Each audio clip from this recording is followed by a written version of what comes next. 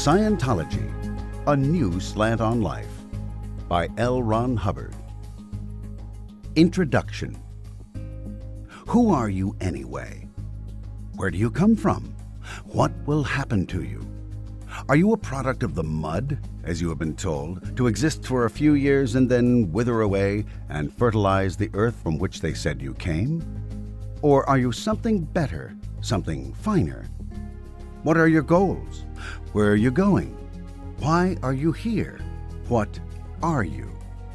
Scientology has answers to these questions, good answers that are true, answers that work for you. For the subject matter of Scientology is you. L. Ron Hubbard.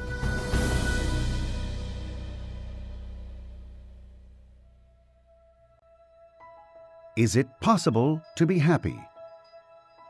Is it possible to be happy? A great many people wonder whether or not happiness even exists in this modern, rushing world. Very often, an individual can have $1 million. He can have everything his heart apparently desires and is still unhappy. We take the case of somebody who has worked all his life. He's worked hard. He's raised a big family. He's looked forward to that time of his life when he, at last, could retire and be happy and be cheerful and have lots of time to do all the things he wanted to do. And then we see him after he's retired, and is he happy? No.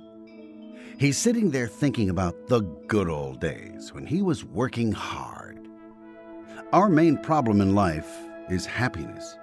The world today may or may not be designed to be a happy world. It may or may not be possible for you to be happy in this world.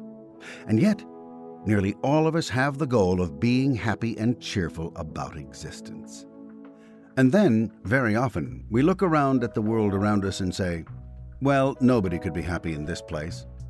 We look at the dirty dishes in the sink and the car needing a coat of paint and the fact that we need a new gas heater, we need a new coat, we need new shoes, or we'd just like to have better shoes and say, well, how could anybody possibly be happy when actually he can't have everything he wants?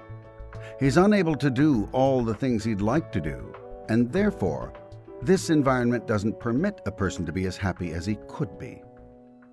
Well, I'll tell you a funny thing. A lot of philosophers have said this many, many times. But the truth of the matter is that all the happiness you will ever find lies in you. You remember when you were maybe 5 years old and you went out in the morning and you looked at the day, and it was a very, very beautiful day. You looked at flowers, and they were very beautiful flowers. 25 years later, you get up in the morning, you take a look at the flowers. They are wilted. The day isn't a happy day. Well, what's changed? You know they are the same flowers. It's the same world. Something must have changed. Well, probably it was you. Actually, a little child derives all of his pleasure in life from the grace he puts upon life. He waves a magic hand and turns all manner of interesting things into being out in the society. Where does he do this? He goes down and he looks at the cop. Here's this big, strong brute of a man riding this iron steed, up and down. Boy, he'd like to be a cop. Yes, sir, he'd sure like to be a cop. 25 years later, he looks at that cop riding up and down, checking his speedometer, and says, doggone these cops. Well, what's changed here? Has the cop changed? No, just the attitude toward the cop. One's attitude toward life makes every possible difference in one's living. You know, you don't have to study 1,000 ancient books to discover that fact. But sometimes it needs to be pointed out again that life doesn't change so much as you. Once upon a time, perhaps, you were thinking of being married and having a nice home and having a nice family, and everything would be just right. And the husband would come home, you see, and you'd put dinner on the table, and everybody would be happy about the whole thing. And then you got married, and it maybe didn't quite work out. Somehow or other, he comes home late. He's had an argument with the boss, and he doesn't feel well. He doesn't want to go to the movies, and he doesn't see how you have any work to do anyhow. After all, you just sit home all day and do nothing. And you know he doesn't do any work either. He disappears out of the house. He's gone and he comes back later in the evening, and he hasn't done anything either. Quite an argument could ensue over this, and actually both of you have worked quite hard. Well, what do we do in a condition like this? Do we just break up the marriage? Or touch a match to the whole house? Or throw the kids in the garbage can and go home to mama? Or what do we do? Well, there are many, many, many things we could do, and the least of them is to take a look at the environment. Just look around and say, where am I? What am I doing here? And then once you found out where you were, why, try to find out how you could make that a little more habitable. The day when you stop building your own environment, when you stop building your own surroundings, when you stop waving a magic hand and gracing everything around you with magic and beauty, things cease to be magical. Things cease to be beautiful. Well, maybe you've just neglected somewhere back in the last few years to wave that magic hand. Other people seek happiness in various ways. They seek it hectically. It's as though it is some sort of a mechanism that exists. It's made up. Maybe it's a little machine. Maybe it's something that's parked in a cupboard, or maybe happiness is down at the next corner. Maybe it's someplace else. They're looking for something. Well, the odd part of it is, the only time they'll ever find something is when they put it there first. Now, this doesn't seem very creditable, but it is quite true. Those people who have become unhappy about life are unhappy about life solely and completely because life has ceased to be made by them. Here we have the single difference in a human being. We have that human being who is unhappy, miserable, and isn't getting along in life, who is sick, who doesn't see brightness. Life is handling, running, changing, making him. Here we have somebody who is happy, who is cheerful, who is strong, who finds there is something worth doing in life. What do we discover in this person? We find out that he is making life. Now, there is actually the single difference. Are you making life, or is life making you? And when we go into this, we find out that a person has stopped making life because he himself has decided that life cannot be made. Some failure, some small failure, maybe not graduating with the same class, maybe that failure that had to do with not marrying quite the first man or woman who came along and seemed desirable, maybe the failure of having lost a car, or just some minor thing in life started this attitude. A person looked around one day and said, "Well, I've lost." And after that, life makes him. He doesn't make life anymore. Well, this would be a very dreadful situation if nothing could be done about it. But the fact of the matter is, it's the easiest problem of all the problems man faces. Changing himself and changing the attitudes of those around him. It's very, very easy to change somebody else's attitude, yet you are totally dependent upon other people's attitudes. Somebody's attitude toward you may make or break your life. Did it ever occur to you that your home holds together probably because of the attitude the other person has toward you? So there's two problems here. You have to change two attitudes. One, your attitude toward somebody else, and two, their attitude toward you. Well, are there ways to do these things? Yes. Fortunately, there are. For many, many, many centuries, man has desired to know how to change the mind and condition of himself and his fellows. Actually, man hadn't accumulated enough information to do this up to relatively few years ago. But we're living in a very fast-paced world. We're living in a world where magic is liable to occur at any time, and has. Man now understands a great many things about the universe he lives in which he never understood before. And amongst the things which he now understands is the human mind. The human mind is not an unsolved problem. 19th century psychology did not solve the problem. That doesn't mean that it hasn't been solved. In modern times, the most interesting miracles are taking place all across this country and across the other continents of Earth. What do these miracles consist of? They consist of people becoming well. It consists of people who were unhappy becoming happy once more. It consists of abolishing the danger inherent in many of the illnesses and in many of the conditions of man. And yet, the answer has been with man all the time. Man has been able to reach out and find this answer, but perhaps man himself had to change. Perhaps he had to come up into modern times to find out that the physical universe was not composed of demons and ghosts to outlive his superstitions, to outlive the ignorance of his forebears. Perhaps he had to do everything, including invent the atom bomb, before he could find himself. Well, he has pretty well mastered the physical universe now. The physical universe is to him now rather a pawn. He can do many things with it, and having conquered that, he can now conquer himself. The truth of the matter is, he has conquered himself. Scientology came about because of man's increased knowledge of energy.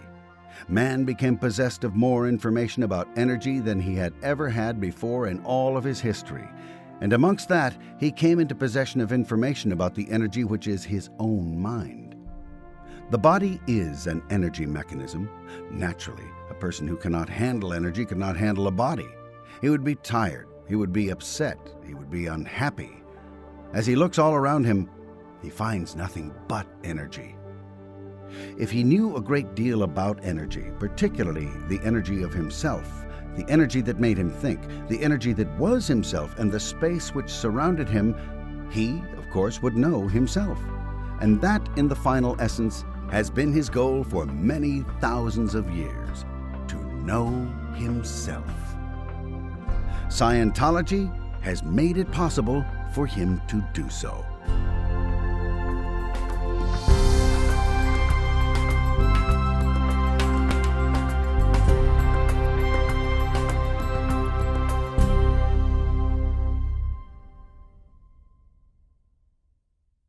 Scientology, an overview.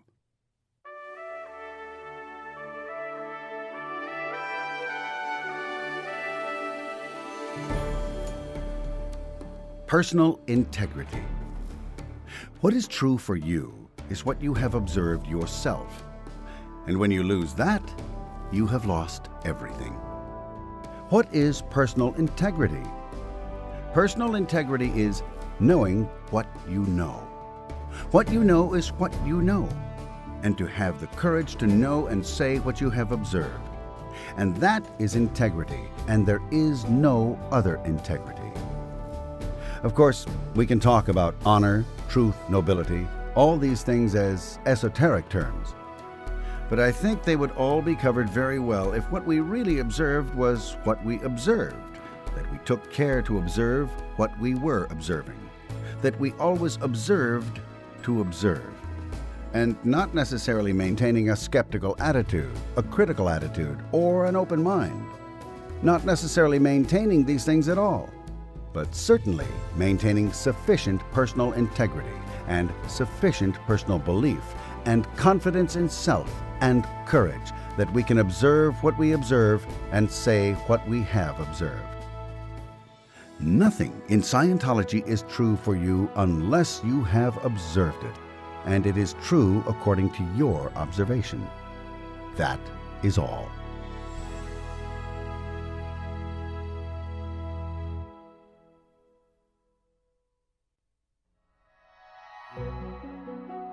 A description of Scientology. Scientology is the science of knowing how to know answers. It is an organized system of axioms and processes which resolve the problems of existence. A Scientologist is a specialist in spiritual and human affairs. Scientology is organized from the viewpoint of the spirit and contains a precise and usable definition of the spirit, and charts and studies, and is capable of changing the behavior of the spirit. Scientology is formed in the tradition of 10,000 years of religious philosophy, and considers itself a culmination of the searches which began with the Veda, the Tao, Buddhism, Christianity, and other religions. Scientology is a Gnostic faith in that it knows it knows. This is its distinguishing characteristic from most of its predecessors. Scientology can demonstrate that it can attain the goals set for man by all religions, which are wisdom, good health, and immortality. By spiritual means, but means which are as precise as mathematics, a host of the bad conditions of life may be remedied in Scientology. Illness and malfunction can be divided into two general classes. First, those resulting from the operation of the spirit directly upon the communication networks of life or the body, and those occasioned by the disruption of structure through purely physical causes. Unhappiness, inability to heal, and psychosomatic illness, which include some 70% of the illnesses of man, are best healed by immediate address of the human spirit. Illness caused by recognizable bacteria and injury in accident are best treated by physical means, and these fall distinctly into the field of medicine and are not the province of Scientology, except that accidents and illness and bacterial infection are predetermined in almost all cases by spiritual malfunction and unrest, and conditions in accidents are definitely prolonged by any spiritual malfunction. Thus, we have the field of medicine addressing the immediate injury, such surgical matters as birth and acute infection, and such things as contusions and abrasions resulting from accidents, as well as the administration of drugs and antibiotics to prevent the demise of the patient in a crisis. This is the role of medicine. Where predisposition to disease or injury exists, or where disease or injury is being prolonged, or where unhappiness and worry cause mental or physical upset, or where we desire to better and improve communications or social relationships, we are dealing, if we are efficient, in the realm of Scientology. For such things are best healed or best prevented or best remedied by immediate and direct recourse to the spirit and its action and determinism of the course of the body. The only truly therapeutic agent in this universe is the spirit. In Scientology, this has been demonstrated with more thoroughness and exists with more certainty than the physical sciences or mathematics. A Scientologist can make an individual well, happy, and grant him personal immortality simply by addressing the human spirit. For more than 10,000 years, man has been accumulating material toward this goal, but it required a wide understanding of the philosophies and processes of Asia and a thorough indoctrination in the Western physical sciences and mathematics to bring about the precision existing in Scientology when practiced properly by a trained Scientologist. It could be said with Scientology that we have entered the second age of miracles. It is a discovery of Scientology, a discovery susceptible to the most arduous scientific proofs, that people are not bodies, but that people are living units operating bodies.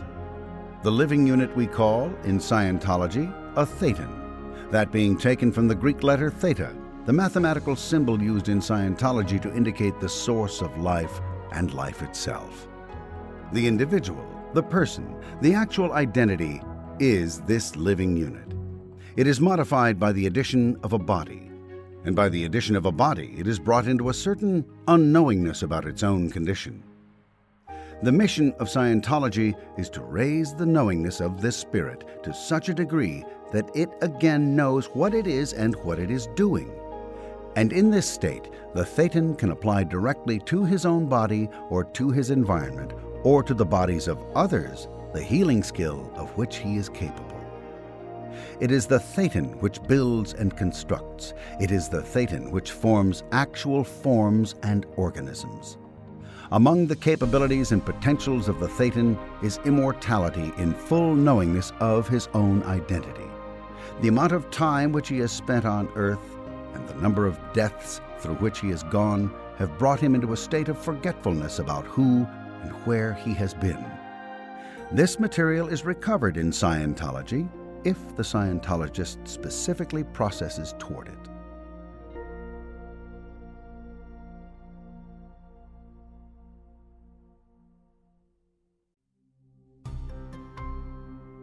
How to study Scientology.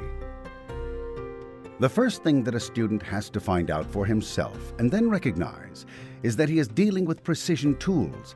It isn't up to someone else to force this piece of information on him.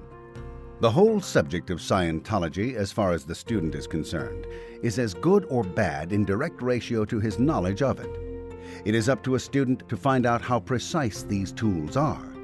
He should, before he starts to discuss, criticize, or attempt to improve on the data presented to him, find out for himself whether or not the mechanics of Scientology are as stated and whether or not it does what has been proposed for it. He should make up his mind about each thing that is taught, the procedure, techniques, mechanics, and theory. He should ask himself these questions. Does this piece of data exist? Is it true? Does it work?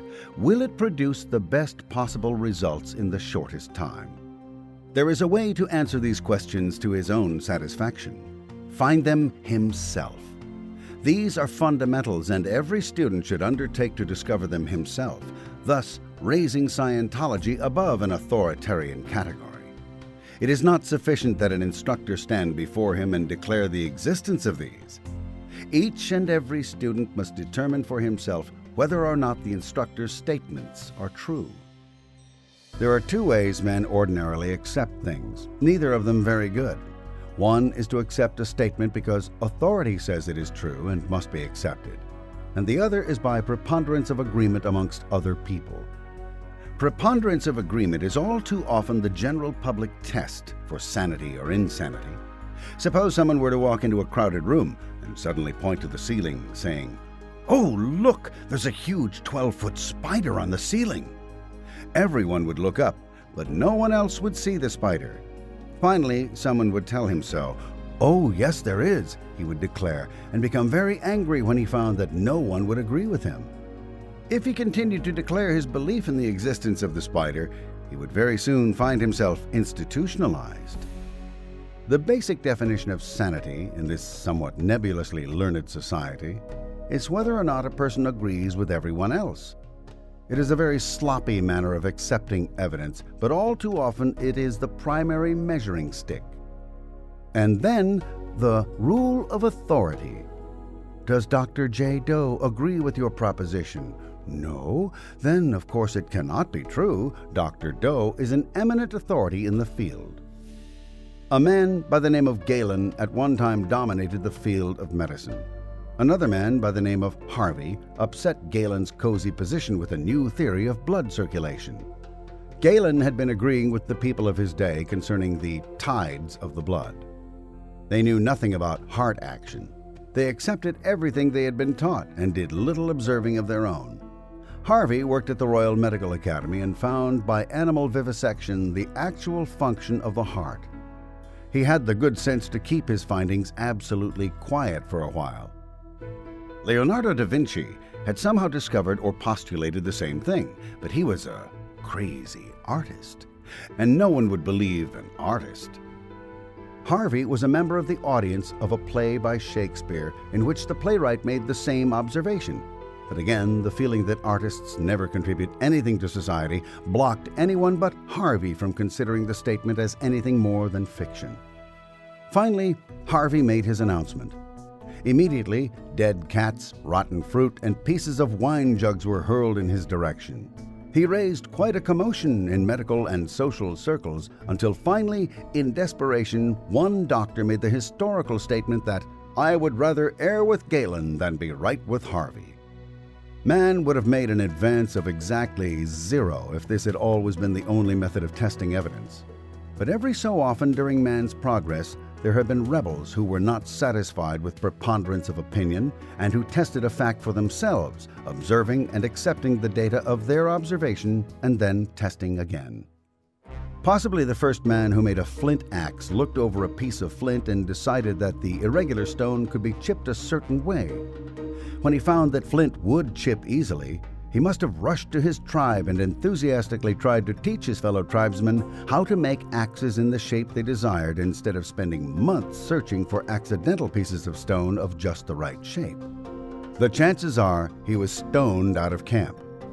Indulging in a further flight of fancy, it is not difficult to imagine that he finally managed to convince another fellow that his technique worked, and that the two of them tied down a third with a piece of vine and forced him to watch them chip a flint axe from a rough stone.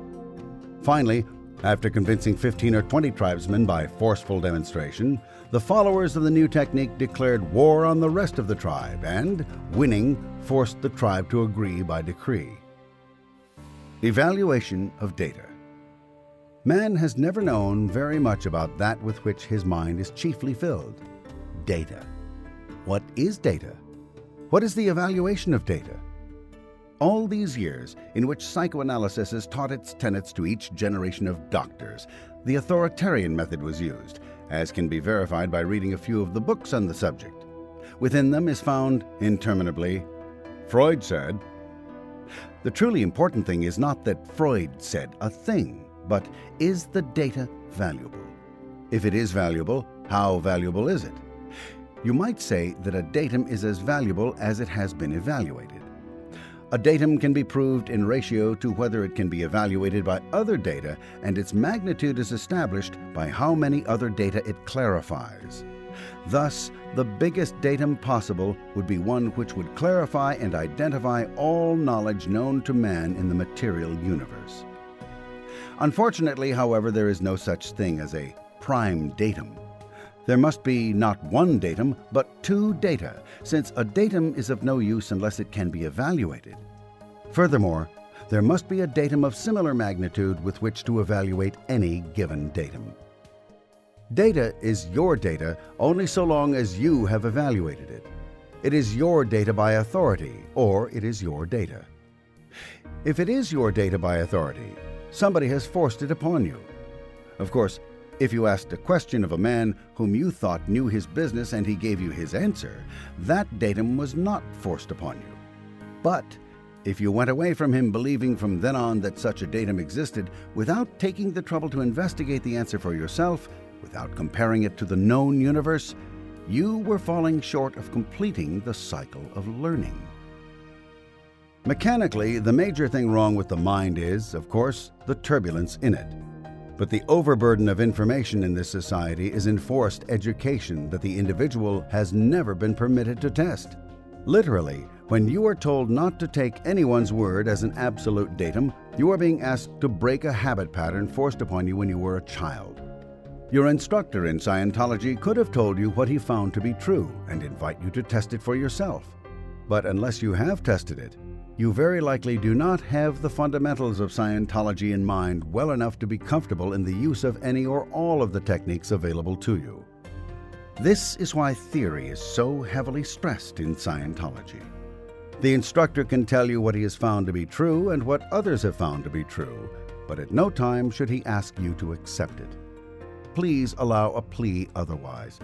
Test it for yourself and convince yourself whether or not it exists as truth. And if you find that it does exist, you will be comfortable thereafter.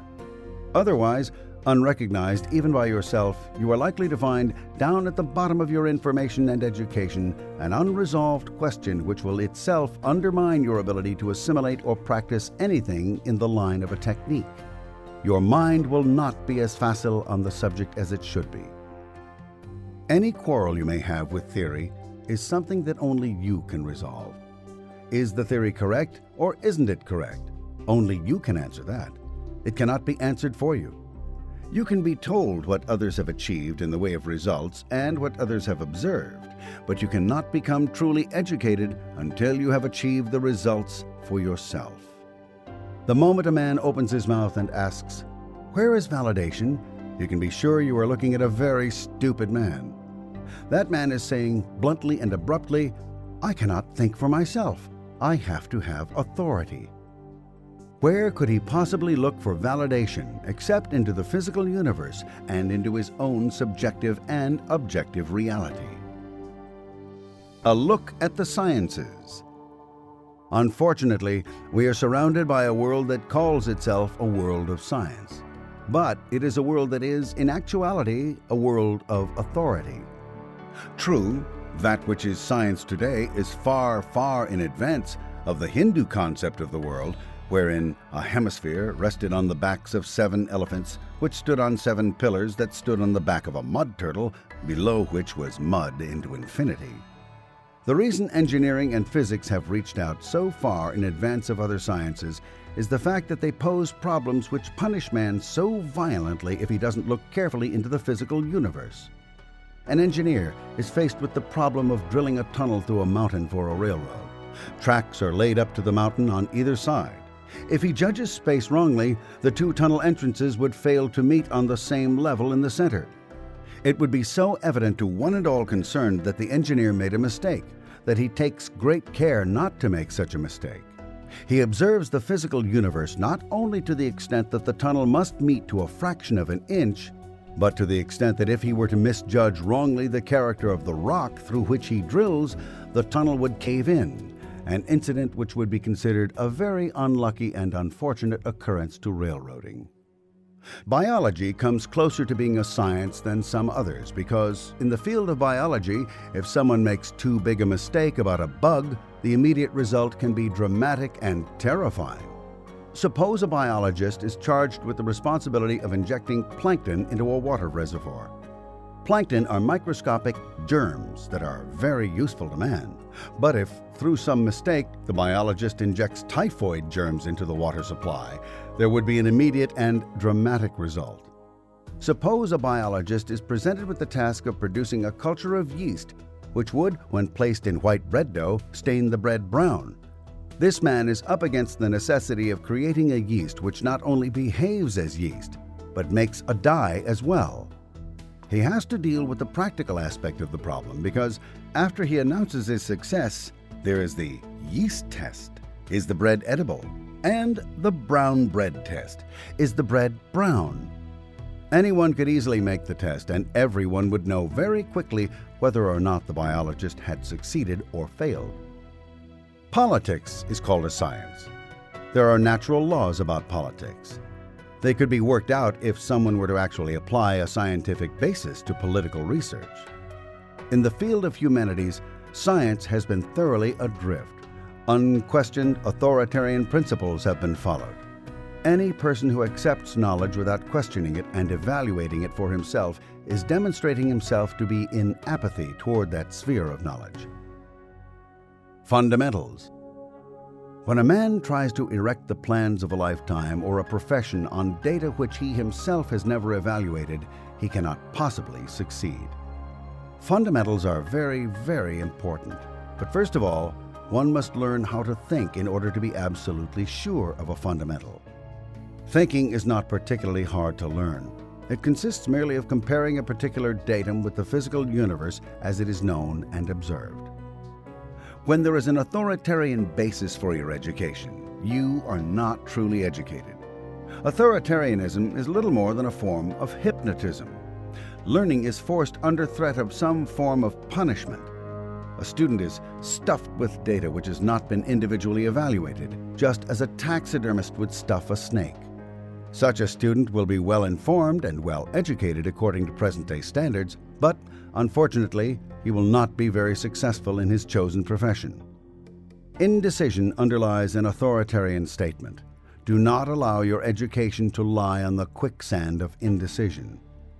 Examine the subject of Scientology on a very critical basis, not with the attitude that when you were in school you learned that such and such was true, and since you learned that first, the first learning takes precedence.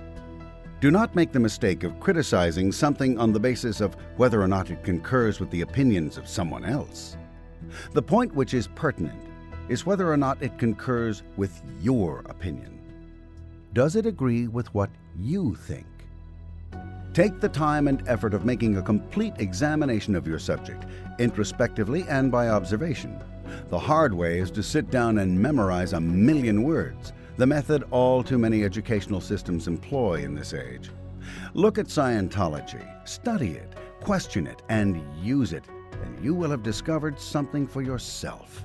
And in so doing, you might well discover a lot more. The techniques and the theories are highly workable, but they are not highly workable just because we say so. So, the only advice I can give you is to study Scientology for itself and use it exactly as stated. Then, form your own opinions. Study it with the purpose in mind of arriving at your own conclusions as to whether the tenets you have assimilated are correct and workable. Compare what you have learned with the known universe. Seek for the reasons behind a manifestation and postulate the manner and in which direction the manifestation will likely proceed. Do not allow the authority of any one person or school of thought to create a foregone conclusion within your sphere of knowledge. Only with these principles of education in mind can you become a truly educated individual.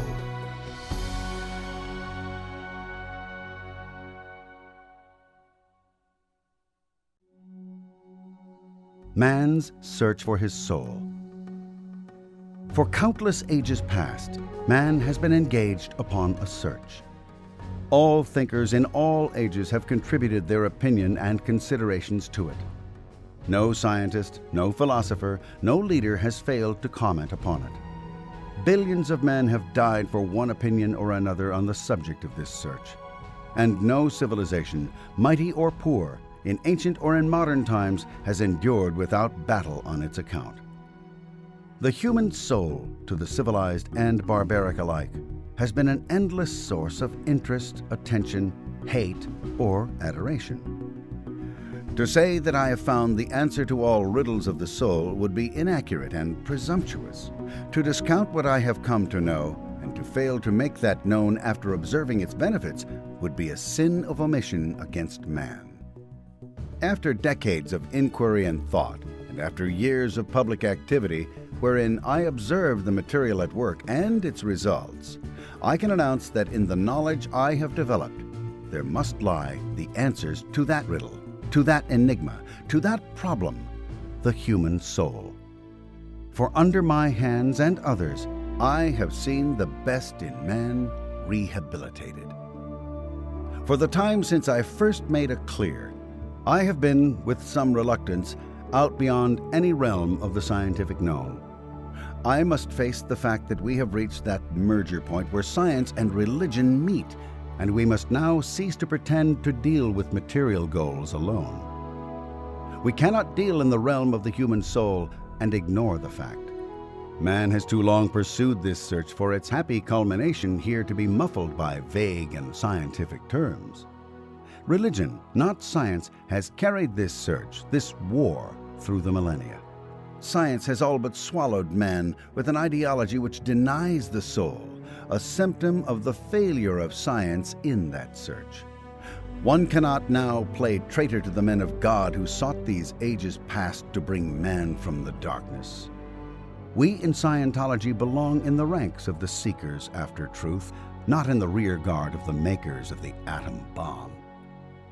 However, science, too, has had its role in these endeavors, and nuclear physics, whatever crime it does against man, may yet be redeemed by having been of aid in finding for man the soul of which science had all but deprived him. No Scientologist can easily close his eyes to the results he achieves today, or fail to see them superior to the materialistic technologies he earlier used.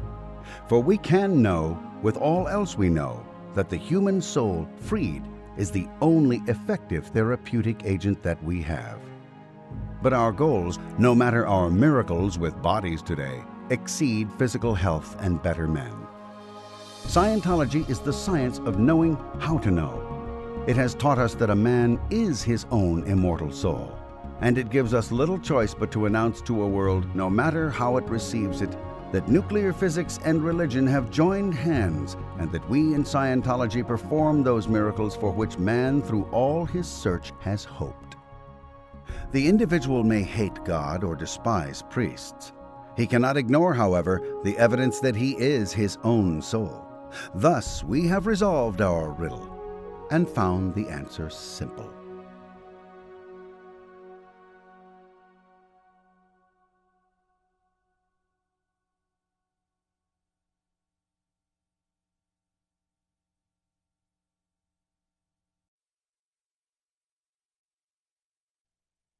On the mind and survival.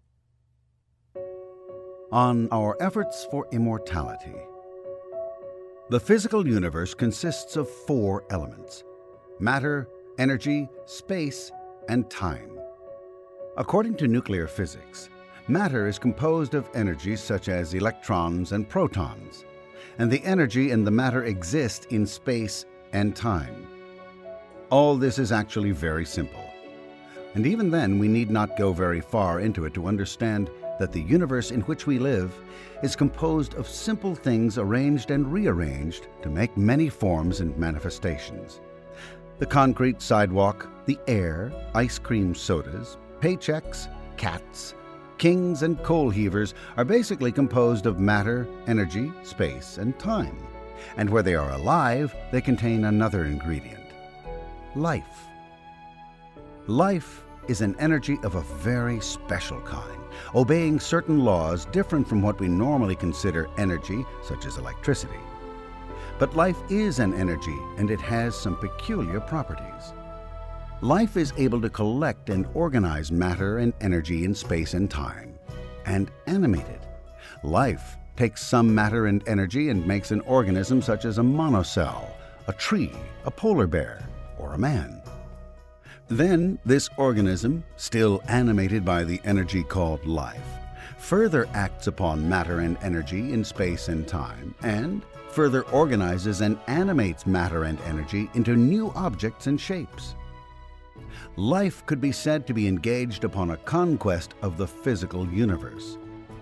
The primary urge of life has been said to be survival.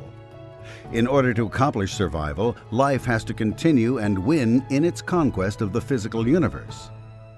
When life or a life form ceases to continue that conquest, it ceases to survive and succumbs. Here we have a gigantic action: the energy of life versus matter, energy, space, and time. Life versus the physical universe. Here is an enormous struggle. The chaotic, disorganized physical universe, capable only of force, resisting the conquest of life, organizing and persistent, capable of reason. Life learns the laws of the physical universe, matter, energy, space, and time, and then turns those laws against the physical universe to further its conquest. Man has spent much time learning what he could of the physical universe, as in the sciences of physics and chemistry, but more important even, of the daily battle of life against the universe. Do not think that a monocell does not manifest a knowledge of life's working rules, for it does. What cunning it takes to organize some chemicals and sunlight into a living unit. The biologist stands in awe of the expertness of management of the smallest living cells. He gazes at these intricate and careful entities, these microscopic units of life forms, and even he cannot believe that it is all an accident. There is life, then, of vital energy, not quite like physical universe energy. And then there are life forms. The life form, or the organism, such as a living human body, consists of life plus physical universe matter, energy, space, and time. A dead body consists of physical universe matter, energy, space, and time, minus life energy. Life has been there, has organized, and has then withdrawn from the organism, an operation we know as the cycle of conception, birth, growth, decay, and death. Although there are answers as to where life goes when it withdraws and what it then does, we need not examine that now. The important thing to a living organism is the fact that it is seeking to survive in obedience to the whole effort of all life, and that in order to do so, it must succeed in its conquest of the physical universe. Stated simply, life must first accumulate enough matter and energy to make up an organism, such as the human body, and must then ally the organism with friendly and cooperative organisms, such as other people, and must continue to procure additional matter and energy for food, clothing, and shelter in order to support itself. Additionally, in order to survive, it must do two specific things, which, beyond the necessity of allies, food, clothing, and shelter, are basically important. Life must procure pleasure. Life must avoid pain. Life has an active thrust away from pain, which is non-survival, destructive, and which is death itself. Pain is a warning of non-survival or potential death. Life has an active thrust toward pleasure. Pleasure can be defined as the action toward obtaining or the procurement of survival. The ultimate pleasure is an infinity of survival or immortality, a goal unobtainable for the physical organism itself, but not its life, but toward which the organism strives. Happiness, then, could be defined as the overcoming of obstacles toward a desirable goal. Any desirable goal, if closely inspected, will be found to be a survival goal. Too much pain obstructs the organism toward survival. Too many obstructions between the organism and survival mean non-survival. Thus, one finds the mind engaged in computing or imagining ways and means to avoid pain and reach pleasure and putting the solutions into action. And this is all that the mind does. It perceives, poses, and resolves problems relating to the survival of the organism, the future generations, the group, life, and the physical universe, and puts the solutions into action. If it solves the majority of the problems presented, the organism thus achieves a high level of survival. If the organism's mind fails to resolve a majority of problems, then the organism fails. The mind, then, has a definite relationship to survival. And one means here the whole mind, not just the brain. The brain is a structure. The mind can be considered to be the whole being, mortal and immortal, the definite personality of the organism and all its attributes. Hence, if one's mind is working well, if it is resolving the problems it should resolve, and if it is putting those solutions into proper action, the survival of the organism is well assured. If the mind is not working well, the survival of the organism is thrown into question and doubt. One's mind, then, must be in excellent condition if he is to best guarantee the survival of himself, his family, future generations, his group, and life. The mind seeks to guarantee and direct survival actions. It seeks survival not only for the organism, self, but seeks it for the family, children, future generations, and all life. Thus, it can be selectively blunted. A mind can be blunted concerning the survival of self and yet be alive to the survival of future generations. It can be blunted concerning groups and yet be very alive to its responsibility for the organism, self. In order to function well, the mind must not be blunted in any direction. To function well, the mind must conceive itself able to handle the physical universe of matter, energy, space, and time within the necessities of the organism, the family, future generations, and groups, as well as life. The mind must be able to avoid pain for and discover pleasure for the self, future generations, the family, and the group, as well as life itself. As the mind fails to avoid pain and discover pleasure, so fails the organism, the family, future generations, the group, and life. The failure of one organism in a group to properly resolve survival problems is a failure in part for the whole group. Hence, do not send to find for whom the bell tolls. It tolls for thee. Life is an interdependent cooperative effort. Each and every living organism has a part to play in the survival of other organisms. When it comes to a thinking mind such as man's, the organism must be able to act independently for its own survival and the survival of others. In order to accomplish these survivals, however, a mind has to be able to realize solutions which are optimum not only for self, but for all other things concerned in its survival. Thus, the mind of one organism must reach agreements with the minds of other organisms in order that all may survive to the highest possible level. When a mind becomes dulled and blunted, it begins to compute its solutions poorly. It begins to get confused about its goals. It is not sure what it really means to do, and it will involve and inhibit the survival of other organisms. It may begin, for instance, to compute that it must survive as self, and that only self is important, and so neglect the survival of others. This is non-survival activity. It is highly aberrated. A mind which begins to survive only for self and begins to diminish and control with force other organisms around is already better than halfway toward its own death. It is a mind which is less than half alive. It has less than half its actual potential. Its perception of the physical universe is poor. It does not realize that it is dependent for survival upon cooperation with others. It has lost its survival mission.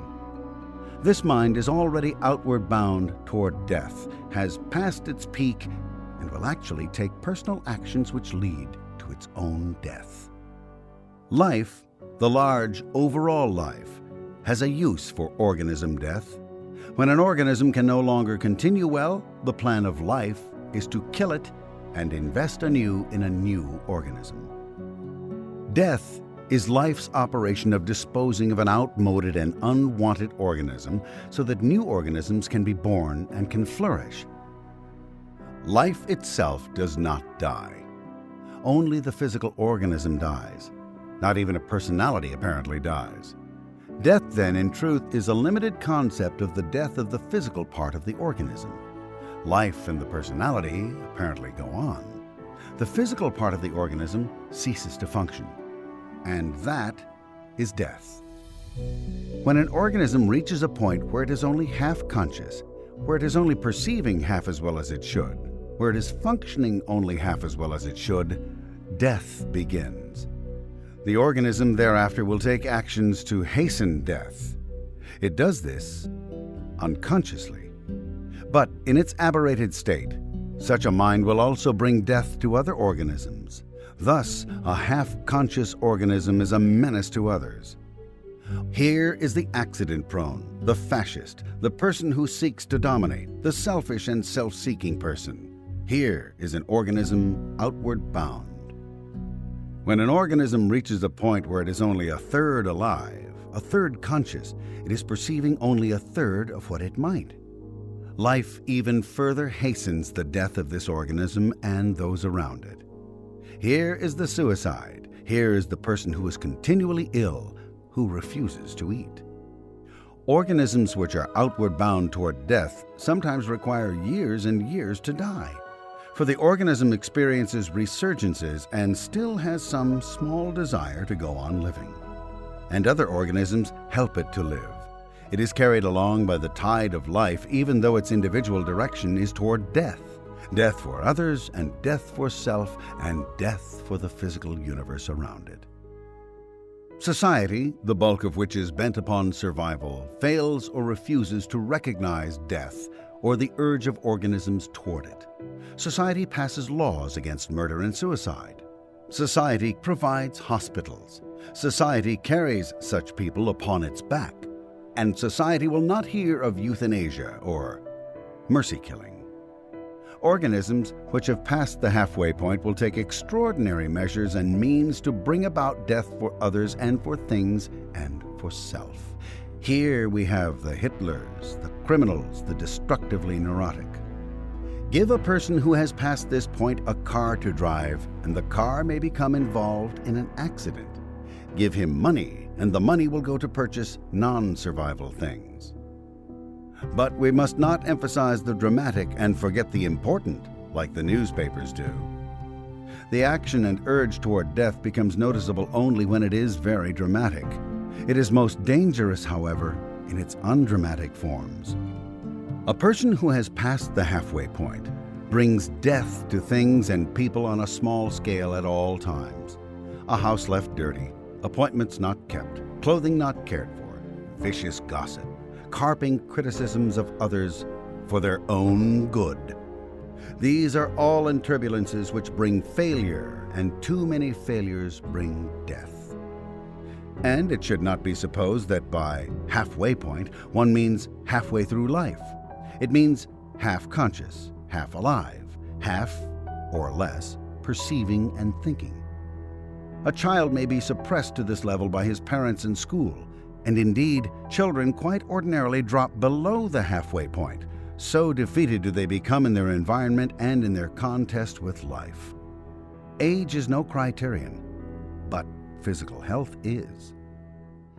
The surest manifestation that someone has passed the halfway point is his physical condition. The chronically ill have passed it. If one is to have a secure society, then, if one is to rid a society of its death factors, one must have some means of either destroying the people who bring death to it, the Hitlers, the insane, the criminals, Or he must have some means of salvaging these people and bringing them back into a state of full consciousness. Full consciousness would mean full recognition of one's responsibilities, his relationship with others, his care of himself and of society. How can such a thing be achieved? If you could achieve it, you could raise a social order to hitherto unattainable heights. You could empty the prisons and insane asylums. You could make a world too sane for war. And people could be made well who have never had the means of it before. And people could be happy who have never truly known what happiness was. You could raise the goodwill and efficiency of all men and all social orders if you could restore the vitality of these people. In order to know how it can be restored, one has to know how the consciousness, the vitality, and the will to live become reduced.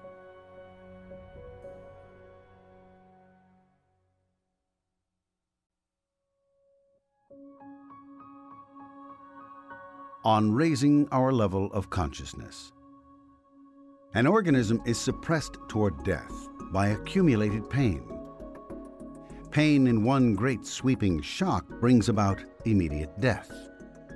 Pain in small doses over a lifetime gradually suppresses the organism toward death. What is pain? Pain is the warning of loss. It is an automatic alarm system built into life organisms which informs the organism that some part of it or all of it is under stress and that the organism had better take action or die. The signal of pain means that the organism is in the proximity of a destructive force or object. To ignore pain is to die. Pain is the whip which sends the organism away from hot stoves, sub-zero weather. Pain is the threat of non-survival, the punishment for errors in trying to survive. And pain is always loss. A burned finger means that the body has lost the cells on the surface of that finger. They are dead. A blow on the head means the death of scalp and other cells in the area. The whole organism is thus warned of the proximity of a death source and so attempts to get away from it. The loss of a loved one is also a loss of survival. The loss of a possession is also loss of survival potential. One then confuses physical pain and the loss of survival organisms or objects, and so there is such a thing as mental pain.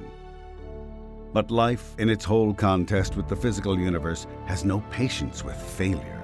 An organism so foolhardy as to let itself be struck too hard and so depressed into unconsciousness stays in the vicinity of the pain-dealing object. It is considered to be non-survival if it fails so markedly to survive. Unconsciousness experienced as a result of a blow or an illness is a quick picture of what happens over a lifespan. Is there any difference except time between these two things? A blow resulting in unconsciousness, which results in death. The accumulated blows over a lifespan resulting in a gradual lessening of consciousness resulting in eventual death. One is slower than the other. One of the basic discoveries was that unconsciousness and all the pain attendant upon it were stored in a part of the mind, and that this pain and unconsciousness accumulated until they caused the organism to begin to die. Another discovery was that this pain could be nullified or erased with a return to full consciousness and a rehabilitation toward survival. In other words, it became possible to cancel out the accumulated unconsciousness and pain of the years and restore the health and vitality of an organism. Accumulated physical pain and loss bring about a reduction of consciousness, a reduction of physical health, and a reduction of the will to live to a point where the organism actively, if often slyly, seeks death. Erase or nullify the physical pain, the losses of a lifetime, and vitality returns. The vitality of living, of seeking higher levels of survival, is life itself. The human body was found to be extremely capable of repairing itself when the stored memories of pain were canceled. Further, it was discovered that so long as the stored pain remained, the doctoring of what are called psychosomatic ills, such as arthritis, rheumatism, dermatitis, and thousands of others could not result in anything permanent. Psychotherapy, not knowing about pain storage and its effects, discovered long ago that one could rid a patient of one illness only to have another pop up. And psychotherapy became a defeatist school because it could do nothing permanent for the aberrated or the ill, even when it could do a little something to relieve it. Hence, all efforts to make men vital and well became suspect because the reason they were inefficient and ill had not been discovered and proven. With these new discoveries, it became possible to eradicate aberration and illness, because it became possible to nullify or eradicate the pain from the pain storage banks of the body without applying further pain, as in surgery. Consciousness, then, depends upon the absence or the nullification or eradication of memories of physical pain, for unconsciousness is a part of that pain, one of its symptoms. Arthritis of the knee, for instance, is the accumulation of all knee injuries in the past. The body confuses time and environment with the time and environment where the knee was actually injured and so keeps the pain there. The fluids of the body avoid the pain area, hence a deposit which is called arthritis. The proof of this is that when the knee injuries of the past are located and discharged, the arthritis ceases. No other injury takes its place, and the person is finished with arthritis of the knee. And this happens 10 cases out of 10, except in those cases where age and physical deterioration are so well advanced toward death that the point of no return is past. Take a bad heart. The person has pain in his heart. He can take medicine or voodoo or another diet and still have a bad heart. Find and eradicate or nullify an actual physical injury to the heart, and the heart ceases to hurt and gets well. Nothing is easier to prove than these tenets. A good auditor, Scientology practitioner, can take a broken-down, sorrow-drenched lady of 38 and knock out her past periods of physical and mental pain, and have on his hands somebody who appears to be 25, and a bright, cheerful 25 at that. Sure, it's incredible, but so is an A-bomb, a few pennyweights of plutonium which can blow a city off the chart. Once you know the basic tenets of life and how it acts as an energy, life can be put back into the ill, the devitalized, the would-be suicide. And more important than treating the very ill, mentally or physically, one can interrupt the downward spiral in a man who is still alert and well so that he will not thereafter become so ill. And one can take the so-called normal person and send his state of being up to levels of brilliance and success not possible before. Restore an individual's full consciousness, and you restore his full life potential. And it can now be done.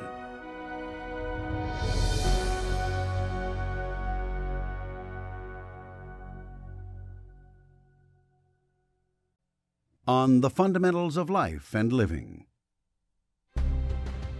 The 8 dynamics. As one looks out across the confusion which is life or existence to most people, one can discover 8 main divisions. There could be said to be 8 urges, drives, impulses in life. These we call dynamics.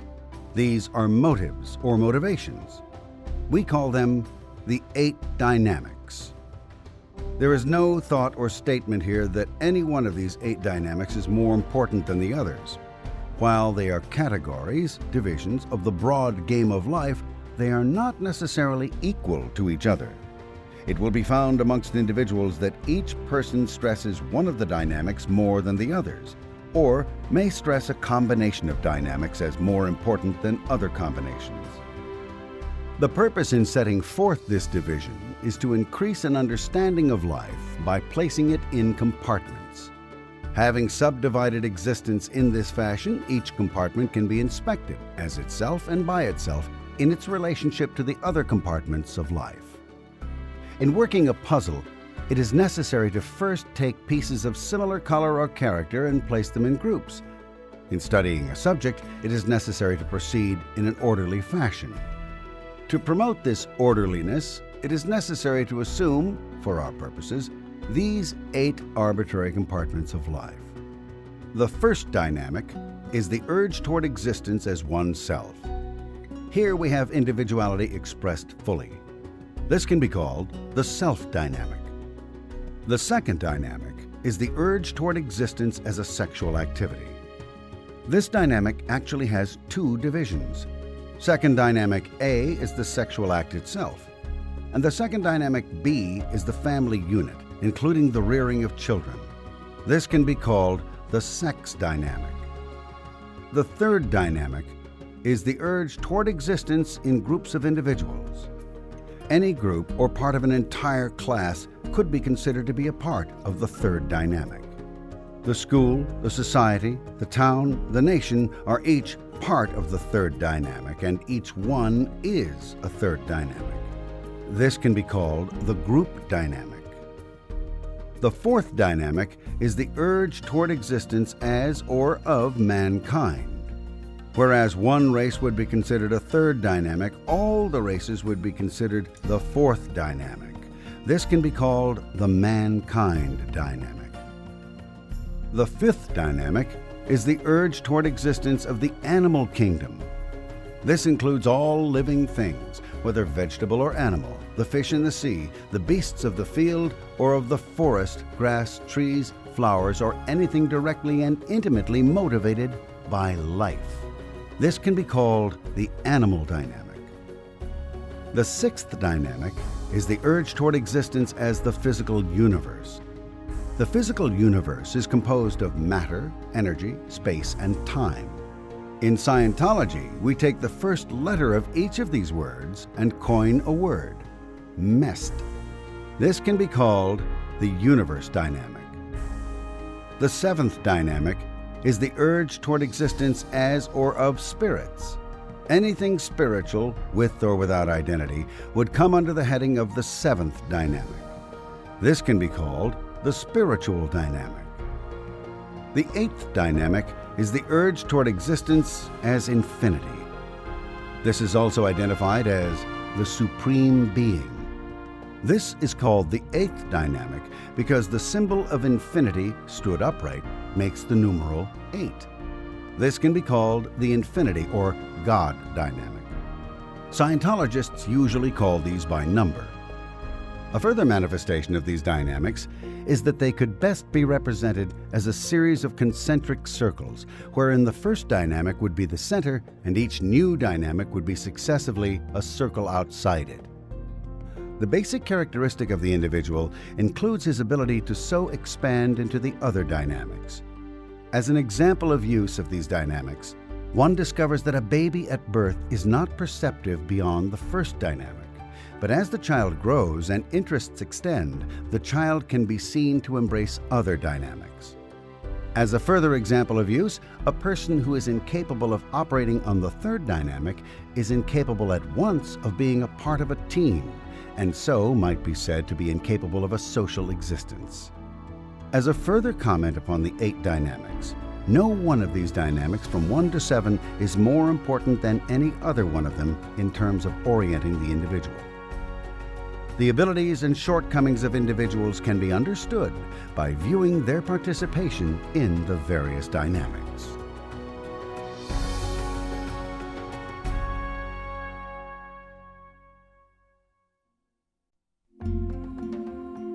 The affinity, reality, and communication triangle. There is a triangle of considerable importance in Scientology, and an ability to use it gives a much greater understanding of life. The ARC triangle is the keystone of living associations. This triangle is the common denominator to all of life's activities. The first corner of the triangle is called affinity. The basic definition of affinity is the consideration of distance, whether good or bad. The most basic function of complete affinity would be the ability to occupy the same space as something else.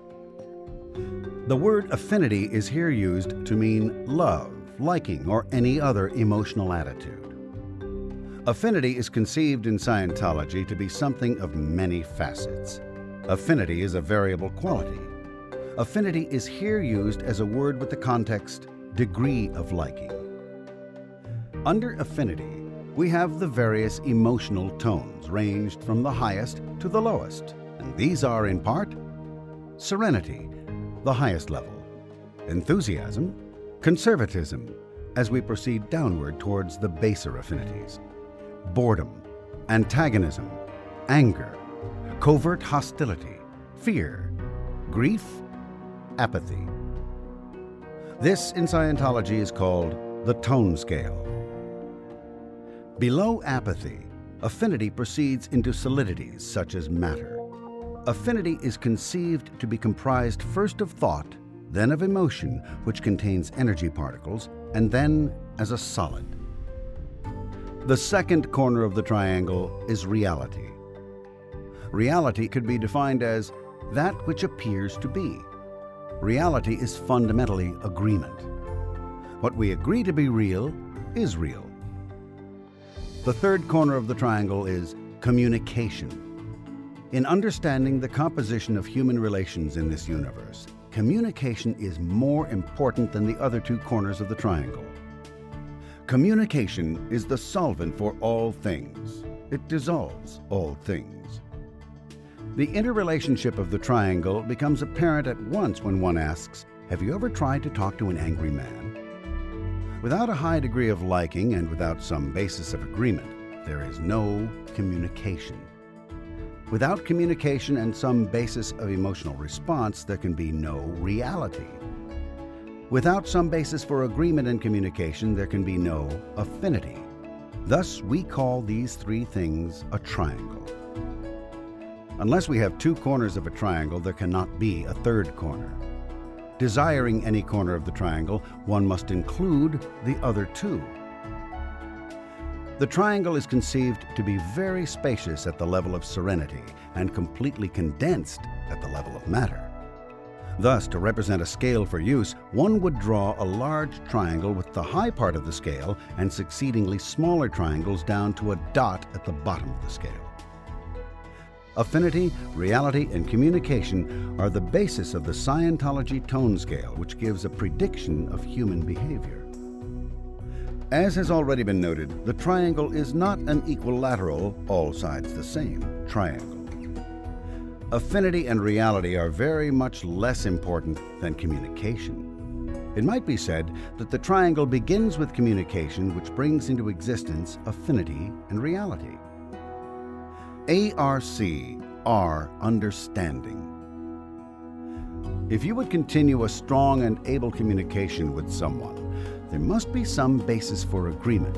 There must be some liking for the person, and then communication can exist. We can see then that simple talking and writing randomly without knowledge of this would not necessarily be communication. Communication is essentially something which is sent and which is received. The intention to send and the intention to receive must both be present in some degree before an actual communication can take place. Therefore, one could have conditions which appear to be communications which were not. Original with Scientology, as are all these concepts, the ARC triangle, understood, is an extremely useful tool or weapon in human relationships. For instance, amongst the ARC triangle laws, a communication to be received must approximate the affinity level of the person to whom it is directed. As people descend the tone scale, they become more and more difficult to communicate with, and things with which they will agree become more and more solid. Thus, we have friendly discourses high on the scale and war at the bottom. Where the affinity level is hate, the agreement is solid matter, and the communication, bullets.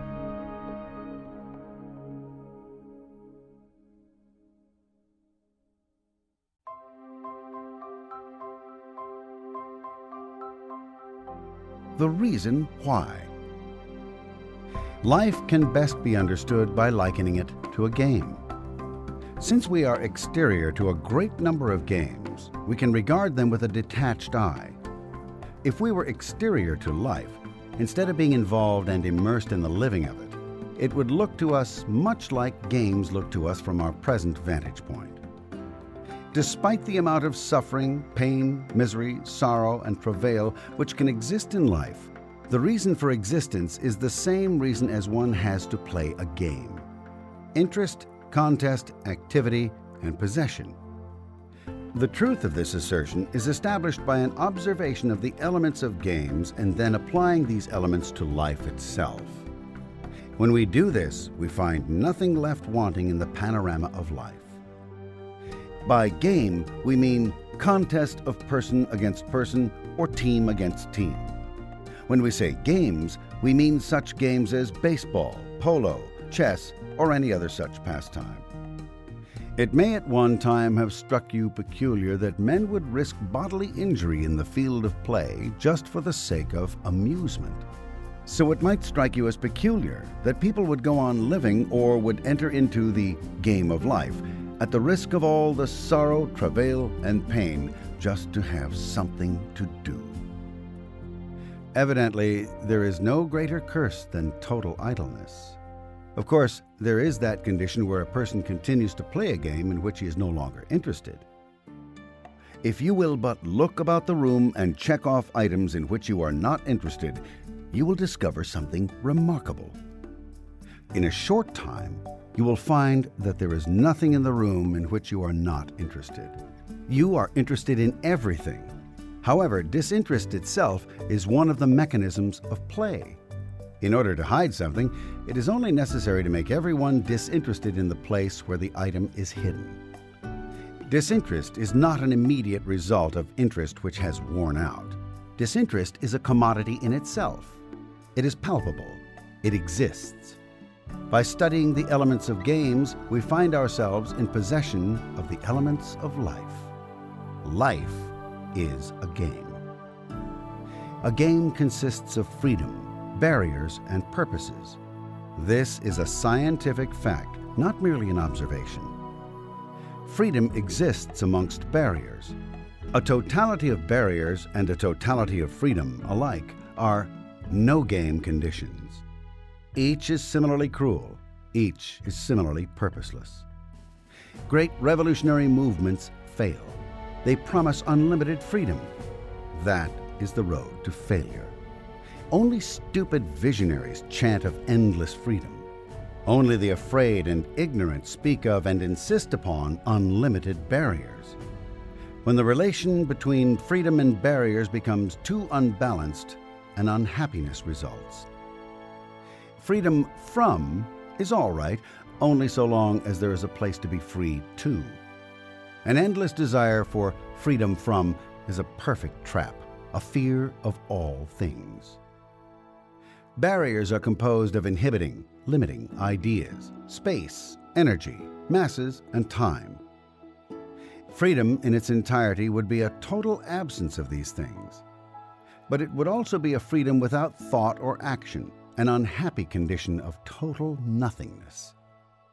Fixed on too many barriers, man yearns to be free. But launched into total freedom, he is purposeless and miserable. There is freedom amongst barriers. If the barriers are known and the freedoms are known, there can be life, living, happiness, a game. The restrictions of a government or a job give an employee his freedom.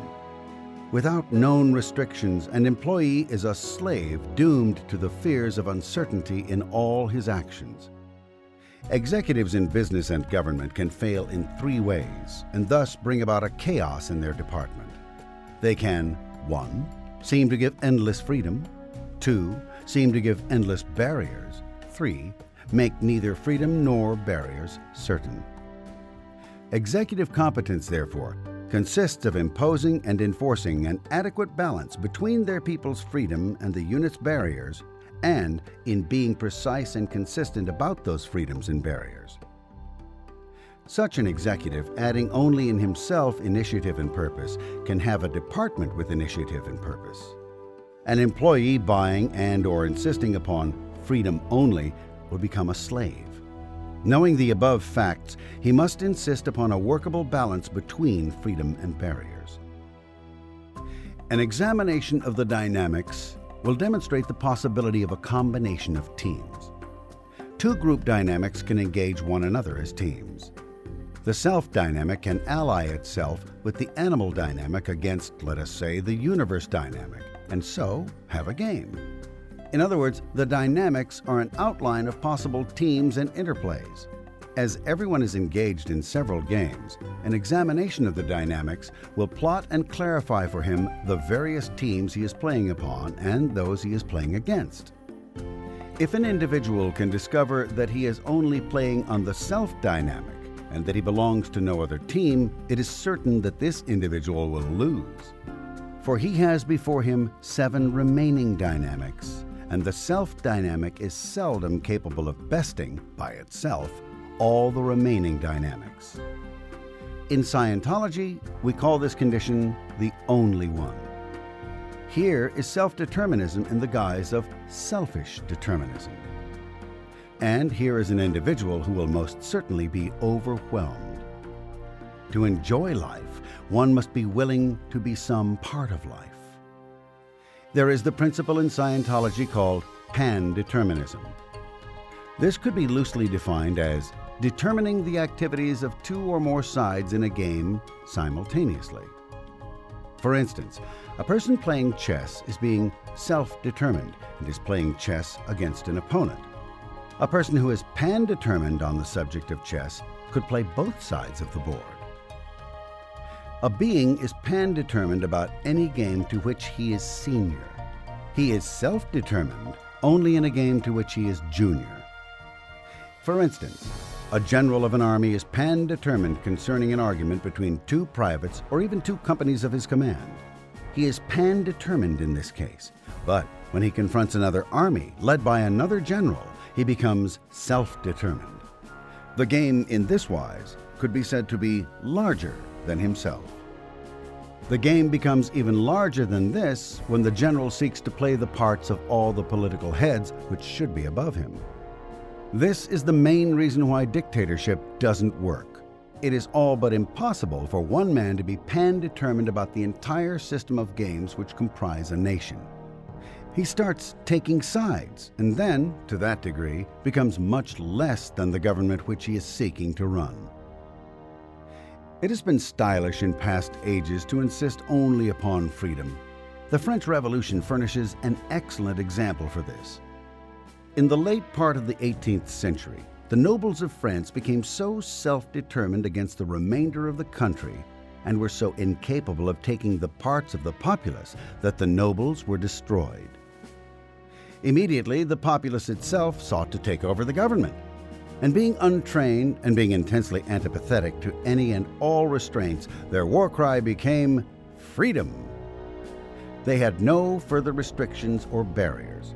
The rules of government were thrown aside. Theft and brigandage took the place of economics. The populace, therefore, found itself in a deeper trap and discovered itself to be involved with a dictatorship which was far more restrictive than anything they had experienced before the revolution. Although man continually uses freedom for his war cry, he only succeeds in establishing further entrapment for himself. The reason for this is a very simple one. A game consists of freedom and barriers and purposes. When man drops the idea of restrictions or barriers, he loses at once control over barriers. He becomes self-determined about barriers and not pan-determined. Thus, he cannot control the barriers. The barriers left uncontrolled trap him then and there. The dwindling spiral comes about directly when man shuns barriers. If he considers all restrictions and barriers his enemies, he is of course refusing to control them in any way, and thus he starts his own dwindling spiral. A race which is educated to think in terms of freedom only is very easily entrapped. No one in the nation will take responsibility for restrictions. Therefore, restrictions apparently become less and less. Actually, they become more and more. As these restrictions lessen, so lessens the freedom of the individual. One cannot be free from a wall unless there is a wall. Lacking any restrictions, life becomes purposeless, random, chaotic. A good manager must be capable of taking responsibility for restrictions. in that freedom to exist must have barriers. A failure to take initiative on the subject of restrictions or barriers causes them to arise all by themselves and exist without consent or direction. There are various states of mind which bring about happiness. That state of mind which insists only upon freedom can bring about nothing but unhappiness. It would be better to develop a thought pattern which looked for new ways to be entrapped and things to be trapped in, than to suffer the eventual total entrapment of dwelling upon freedom only. A man who is willing to accept restrictions and barriers and is not afraid of them is free. A man who does nothing but fight restrictions and barriers will usually be trapped. The way to have endless war is abandon all war. As it can be seen in any game, purposes become counterposed. There is a matter of purpose, counterpurpose in almost any game played in a field with two teams. One team has the idea of reaching the goal of the other, and the other has the idea of reaching the goal of the first. Their purposes are at war, and this warring of purposes makes a game. The war of purposes gives us what we call problems. A problem has the anatomy of purposes. A problem consists of two or more purposes opposed. It does not matter what problem you face or have faced. The basic anatomy of that problem is purpose, counterpurpose. In actual testing, in Scientology, it has been discovered that a person begins to suffer from problems when he does not have enough of them. There is the old maxim that if you want a thing done, give it to a busy man to do. Similarly, if you want a happy associate, make sure that he is a man who can have lots of problems. From this, we get the oddity of a high incidence of neurosis in the families of the rich. These people have very little to do and have very few problems. The basic problems of food, clothing, and shelter are already solved for them. We would suppose then, if it were true that an individual's happiness depended only upon his freedom, these people would be happy. However, they are not happy. What brings about their unhappiness? It is the lack of problems. Although successful processing in Scientology would depend upon taking all three elements of games into consideration, and indeed that is the secret of bettering people, taking freedom, barriers, and purposes into consideration and balancing them, it is true that you could make a man well simply by sitting down with him and asking him to invent problems one after the other. The invention of synthetic problems would be found to free his mind and make him more able. Of course, there is another factor involved in this. In that it is he who is inventing the problems, he is therefore becoming pan-determined about problems rather than being in one place with all problems opposed to him. One who is plotting continually how to get out of things will become miserable. One who is plotting how to get into things has a much better chance of becoming happy. There is, of course, the matter of being forced to play games in which one has no interest. A war into which one is drafted is an excellent example of this. One is not interested in the purposes of the war, and yet one finds himself fighting it. Thus, there must be an additional element. And this element is the power of choice. One could say then that life is a game, and that the ability to play a game consists of tolerance for freedom and barriers, and an insight into purposes with the power of choice over participation. These four elements, freedom, barriers, purposes, and power of choice, are the guiding elements of life. This then is the broad picture of life, and in bringing life into focus and in making it less confusing, these elements are used in its understanding.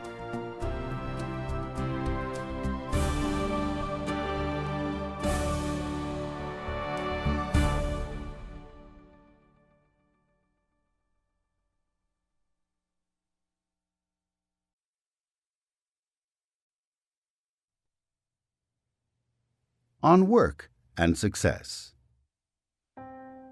Handling the confusions of the workaday world. One might be led to believe there was something confusing about navigating one's career in the world of work. And confusion there is to one who is not equipped with guides and maps. Basically, it all seemed very simple, this thing called work, getting a job. One was educated into some skill, and one read an ad or was sent by a friend and was interviewed for a job. And one got it, and then reported every day and did the things assigned and, as time went on, hoped for a raise in pay. And time, going even further on, brought one to hope for a pension or a governmental regime that would pay old age benefits, and that was the simple pattern of it. But times change, and simple patterns have a habit of being deranged. The various incidents and accidents of fate entered into the picture. Completely aside from personal factors, larger views alter things. The government in sweeping economy fails to grant adequate pension. The business for which one works is shattered by a time of depression, or one's health fails inexplicably and one is left on charity. The worker in his workaday world is no towering giant amongst his many foes. The tinsel path sketched so happily by rabble-rousers, the great affection held for the worker by this or that ideology or political figure, do not reflect fact. A man working at a job is faced by difficulties large enough to him, no matter how small they might seem to a successful industrialist. A few % rise in taxes may mean that he thereafter goes without simple pleasures. An entrance upon bad times for the business may result in lessened pay, and there may go any and all luxuries and even some necessities, or the job. The effect of international currents, governments, business trends, and markets, all usually beyond his concern, the worker is perfectly entitled to believe that his fate is not quite entirely predictable. Indeed, he might even be entitled to be confused. A man can starve to death in a few days. Few workers have many days of margin in their pockets if the currents change. Thus, many things, which would be no vast problem to the very secure, are watched as menaces by the worker. And these things can become so many that all life seems too confused to be borne, and one sinks into an apathy of day-to-day grind, without much hope, trusting that the next storm by luck will pass over him. As one looks at the many factors which might derange his life and undermine his security, the impression of confusion seems well-founded. And it can be said with truth that all difficulties are fundamentally confusions. Given enough menace, enough unknown, a man ducks his head and tries to swing through it blindly. He has been overcome by confusions. Enough unsolved problems add up to a huge confusion. Every now and then, on his job, enough conflicting orders bring the worker into a state of confusion. A modern plant can be so poorly managed that the entire thing appears to be a vast confusion to which no answer is possible. Luck is the usual answer one resorts to in a confusion. If the forces about one seem too great, one can always rely on his luck. By luck, we mean destiny not personally guided. When one turns loose an automobile wheel and hopes the car will stay on the road, by luck, he is often disappointed. And so it is in life. Those things left to chance become less likely to work themselves out. One has seen a friend shutting his eyes to the bill collectors and gritting his teeth while he hopes that he will win at the races and solve all his problems. One has known people who handled their lives this way for years. Indeed, one of Dickens' great characters had the entire philosophy of waiting for something to turn up. But luck, while we grant that it is a potent element, is only necessary amid a strong current of confusing factors.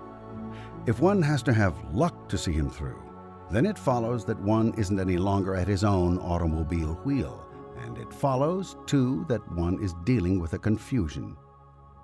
A confusion can be defined as any set of factors or circumstances which do not seem to have any immediate solution. More broadly, a confusion in this universe is random motion. If you were to stand in heavy traffic, you would be likely to feel confused by all the motion whizzing around you. If you were to stand in a heavy storm with leaves and papers flying by, you would be likely to feel confused. Is it possible to actually understand a confusion? Is there any such thing as an anatomy of confusion? Yes, there is. If, as a switchboard operator, you had 10 calls hitting your board at once, you might feel confused. But is there any answer to the situation? If, as a shop foreman, you have 3 emergencies and an accident all at the same time, you might feel confused. But is there any answer to that? A confusion is only a confusion so long as all particles are in motion. A confusion is only a confusion so long as no factor is clearly defined or understood. Confusion is the basic cause of stupidity. To the stupid, all things except the very simple ones are confused. Thus, if one knew the anatomy of confusion, no matter how bright one might be, he would be brighter. If you have ever had to teach some young aspirant who was not too bright, you will understand this well. You attempt to explain how such and so works. You go over it and over it and over it. And then you turn him loose and he promptly makes a complete botch of it. He didn't understand. He didn't grasp it. You can simplify your understanding of his misunderstanding by saying, very rightly, he was confused. 99% of all education fails, when it fails, on the grounds that the student was confused. And not only in the realm of the job, but in life itself. When failure approaches, it is born, one way or another, from confusion. To learn of machinery or to live life, one has to be able either to stand up to confusion or to take it apart. We have, in Scientology, a certain doctrine about confusion. It is called the doctrine of the stable datum. If you saw a great many pieces of paper whirling about a room, they would look confused until you picked out one piece of paper to be the piece of paper by which everything else was in motion. In other words, a confusing motion can be understood by conceiving one thing to be motionless.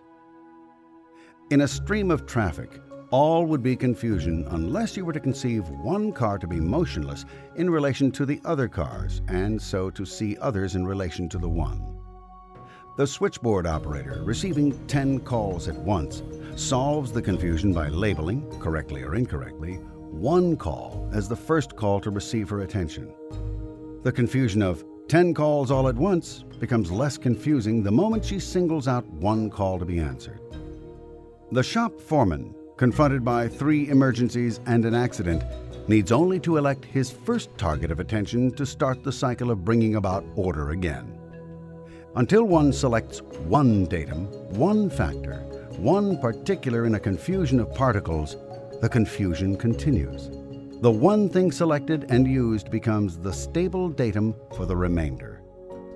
Any body of knowledge, more particularly and exactly, is built from one datum. That is, its stable datum. Invalidate it, and the entire body of knowledge falls apart. A stable datum does not have to be the correct one. It is simply the one that keeps things from being in a confusion and on which others are aligned. Now, in teaching a young aspirant to use a machine, he failed to grasp your directions, if he did, because he lacked a stable datum. One fact had to be brought home to him first. Grasping that, he could grasp others. One is stupid then, or confused in any confusing situation, until he has fully grasped one fact or one item.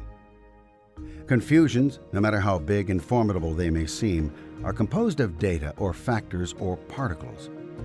They have pieces. Grasp one piece or locate it thoroughly.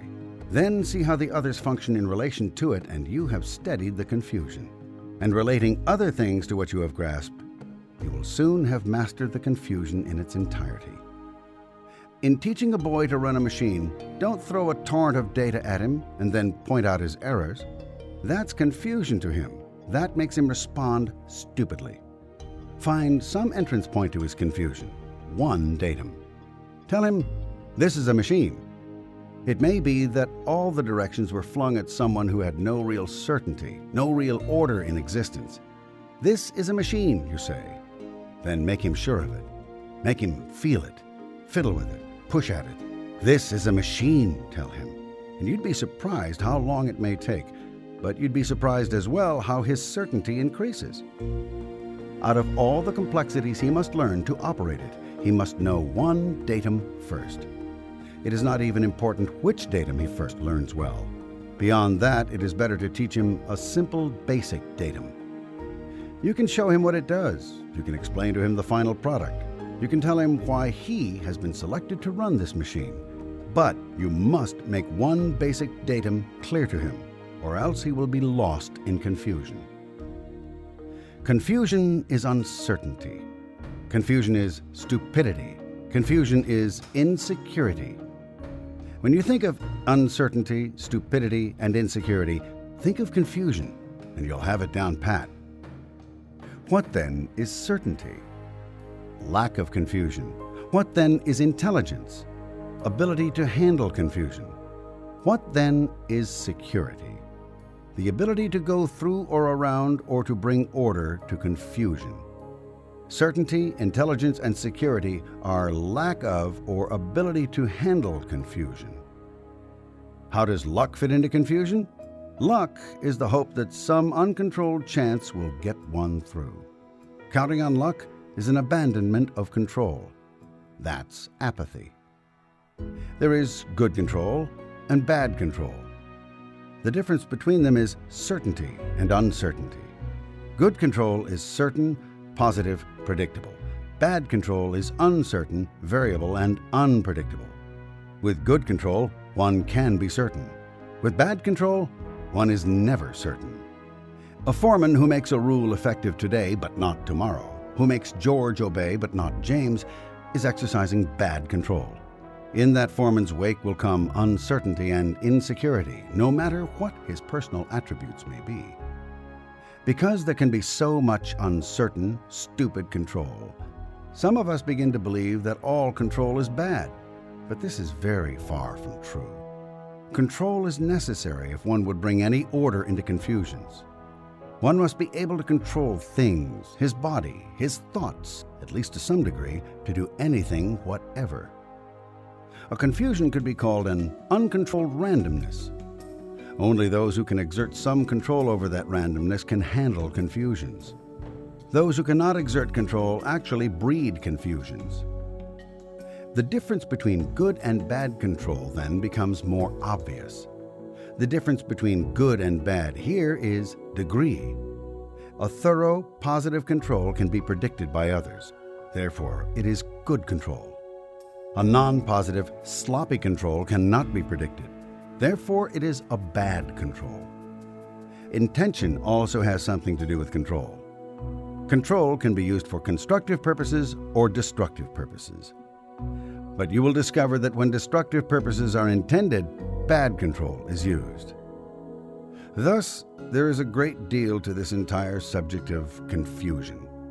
You may find it rather odd for confusion itself to be used here as a target, but you will find that it is an excellent common denominator to all that we consider evil in life.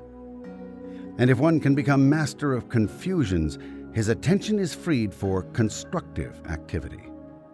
So long as one is being confused by confusions, all he can think about are destructive things. What he wants to do most is to destroy the confusion. So let us then learn first how to destroy confusions. And this, we find, is a rather simple thing. When all particles seem to be in motion, halt one and see how the others move according to it, and then you will find less confusion present. With one adopted as a stable datum, others can be made to fall in line. Thus, an emergency, a machine, a job, or life itself can be viewed and understood, and one can be free. Let us take a glance at how this works. One can handle this entire problem, as people most often do, by entering into the problem the single datum, I can get and hold a job. By clutching to this as a single belief, the confusions and insecurities of life become less effective, less confusing. But suppose one has done this. Without further investigating the problem, one, when young, gritted his teeth and shut his eyes and said, I can get and hold a job come what may. Therefore, I am not going to worry about the economics of existence anymore. Well, that was fine. Later on, without warning, one got fired. One was out of work for 10 weeks. He felt then, even when he did get a new job, less secure, less confident. And let us say that some accident occurred and one was out of a job again. When once more unemployed, he was once more even less confident, less secure. Why? Let us take a look at the opposite side of this doctrine of the stable datum. If we do, we learn that confusions are held ineffective by stable data, and that when the stable datum is shaken, the confusion comes into being again. Let us envision a confusion as stopped. It is still scattered, but it is stopped. What stopped it? The adoption of a stable datum. Let us say that one was bothered badly in the home by a mother-in-law. One day, after a quarrel, one stalked out and by inspiration said to himself, "All mothers-in-law are evil." That was a decision. That, rightly or wrongly, was a stable datum adopted in a confusion. At once one felt better. He could deal with or live with the problem now. He knew that all mothers-in-law were evil. It wasn't true, but it was a stable datum. Then, one day, when he was in trouble, his mother-in-law stepped forward, true blue, and paid not only the rent, but the other debt too. At once, he felt very confused. This act of kindness should not have been a thing to bring in confusion. After all, hadn't she solved the problem? Then why does one feel upset about it? Because the stable datum has been shaken. The entire confusion of the past problem came into action again by reason of the demonstrated falsity of the stable datum. To make anyone confused, all you have to do is locate their stable data and invalidate them. By criticism or proof, it is only necessary to shake these few stable data to get all a person's confusions back into action. You see, stable data do not have to be true. They are simply adopted. When adopted, then one looks at other data in relation to them. Thus, the adoption of any stable datum will tend to nullify the confusion addressed. But if that stable datum is shaken, invalidated, disproven, then one is left again with the confusion. Of course, all one has to do is adopt a new stable datum or put the old stable datum back in place. But he'd have to know Scientology in order to accomplish this smoothly. Let us say one has no fears of national economy because of a heroic political figure who is trying his best. That man is the stable datum to all one's confusions about national economy. Thus, one isn't worried. But one day, circumstances or his political enemies shake him as a datum. They prove he was really dishonest. One then becomes worried all over again about national economy. Maybe you adopted some philosophy because the speaker seemed such a pleasant chap. Then some person carefully proves to you that the speaker was actually a thief, or worse. One adopted the philosophy because one needed some peace from his thoughts. Invalidating the speaker would then at once bring back the confusion one faced originally. All right, we looked at the confusion of the workaday world when we were young, and we held it all back by stating grimly, "I can get and keep a job." That was the stable datum. We did get a job, but we got fired. The confusion of the workaday world then became very confusing. If we have only the one stable datum, "I can get and keep a job," as our total answer to all the various problems of work, then assuredly one is going to spend some confusing periods in his working life. A far, far better stable datum would be, "I understand about life and jobs, therefore I can get, hold, and improve them."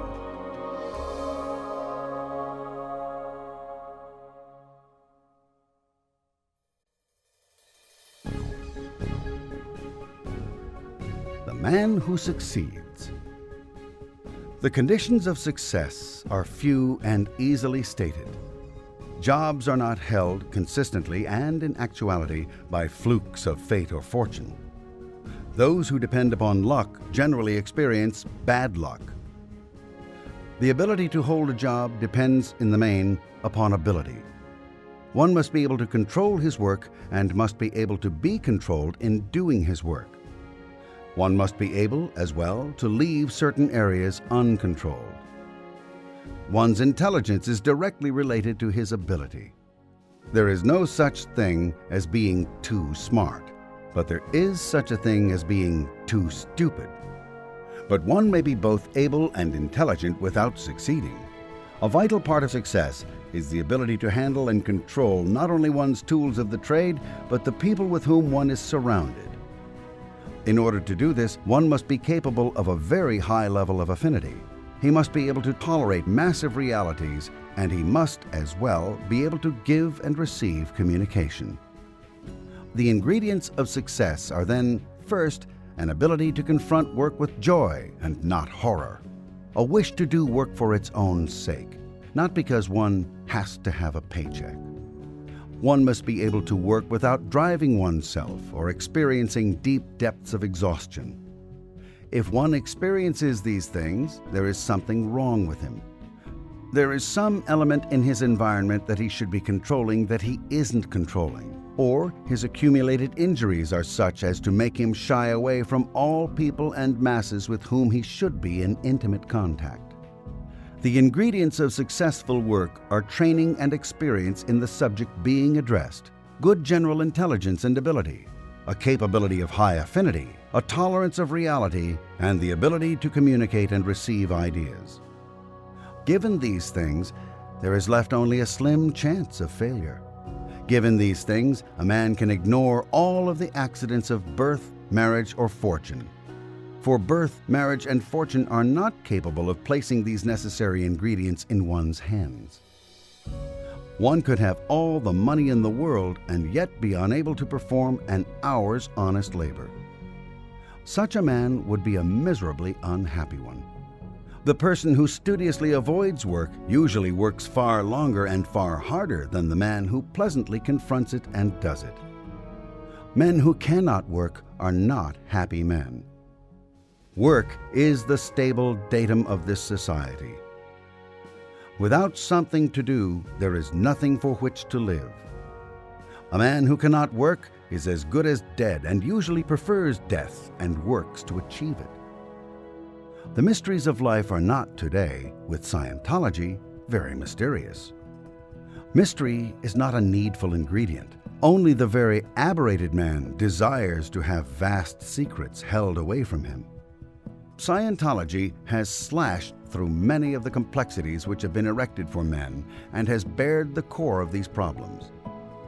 Scientology, for the first time in man's history, can predictably raise intelligence, increase ability, bring about a return to the ability to play a game, and permits man to escape from the dwindling spiral of his own disabilities. Therefore, work itself can become, again, a pleasant and happy thing. There is one thing that has been learned in Scientology which is very important to the state of mind of the workman. One very often feels in his society that he is working for the immediate paycheck and that he does not gain for the whole society anything of any importance. He does not know several things. One of these is how few good workmen are. On the level of executives, it is interesting to note how precious any large company finds a man who can handle and control jobs and men really is. Such people are rare. All the empty space in the structure of this workaday world is at the top. And there is another thing which is quite important, and that is the fact that the world today has been led to believe, by mental philosophies calculated to betray it, that when one is dead, it is all over and done with, and one has no further responsibility for anything. It is highly doubtful if this is true. One inherits tomorrow what he died out of yesterday. Another thing we know is that men are not dispensable. It is a mechanism of old philosophies to tell men that if they think they are indispensable, they should go down to the graveyard and take a look. Those men were indispensable too. This is the sheerest foolishness. If you really looked carefully in the graveyard, you would find the machinist who set the models going in yesteryear and without whom there would be no industry today. It is doubtful if such a feat is being performed just now. A workman is not just a workman. A laborer is not just a laborer.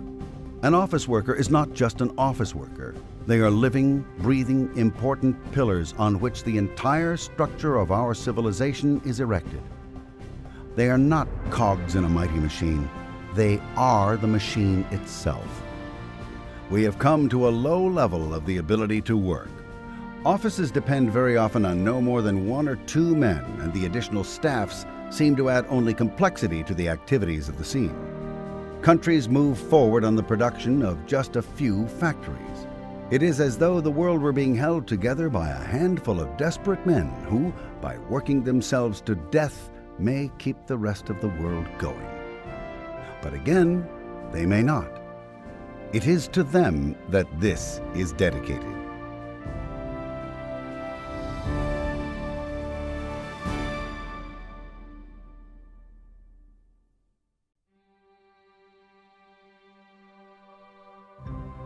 A true group. A true group is one which has ideals, ethics, rationale, and a dynamic to carry forth its ideals and rationale on the ethics standard it has selected. The first right of any true group is to survive. All groups must have goals.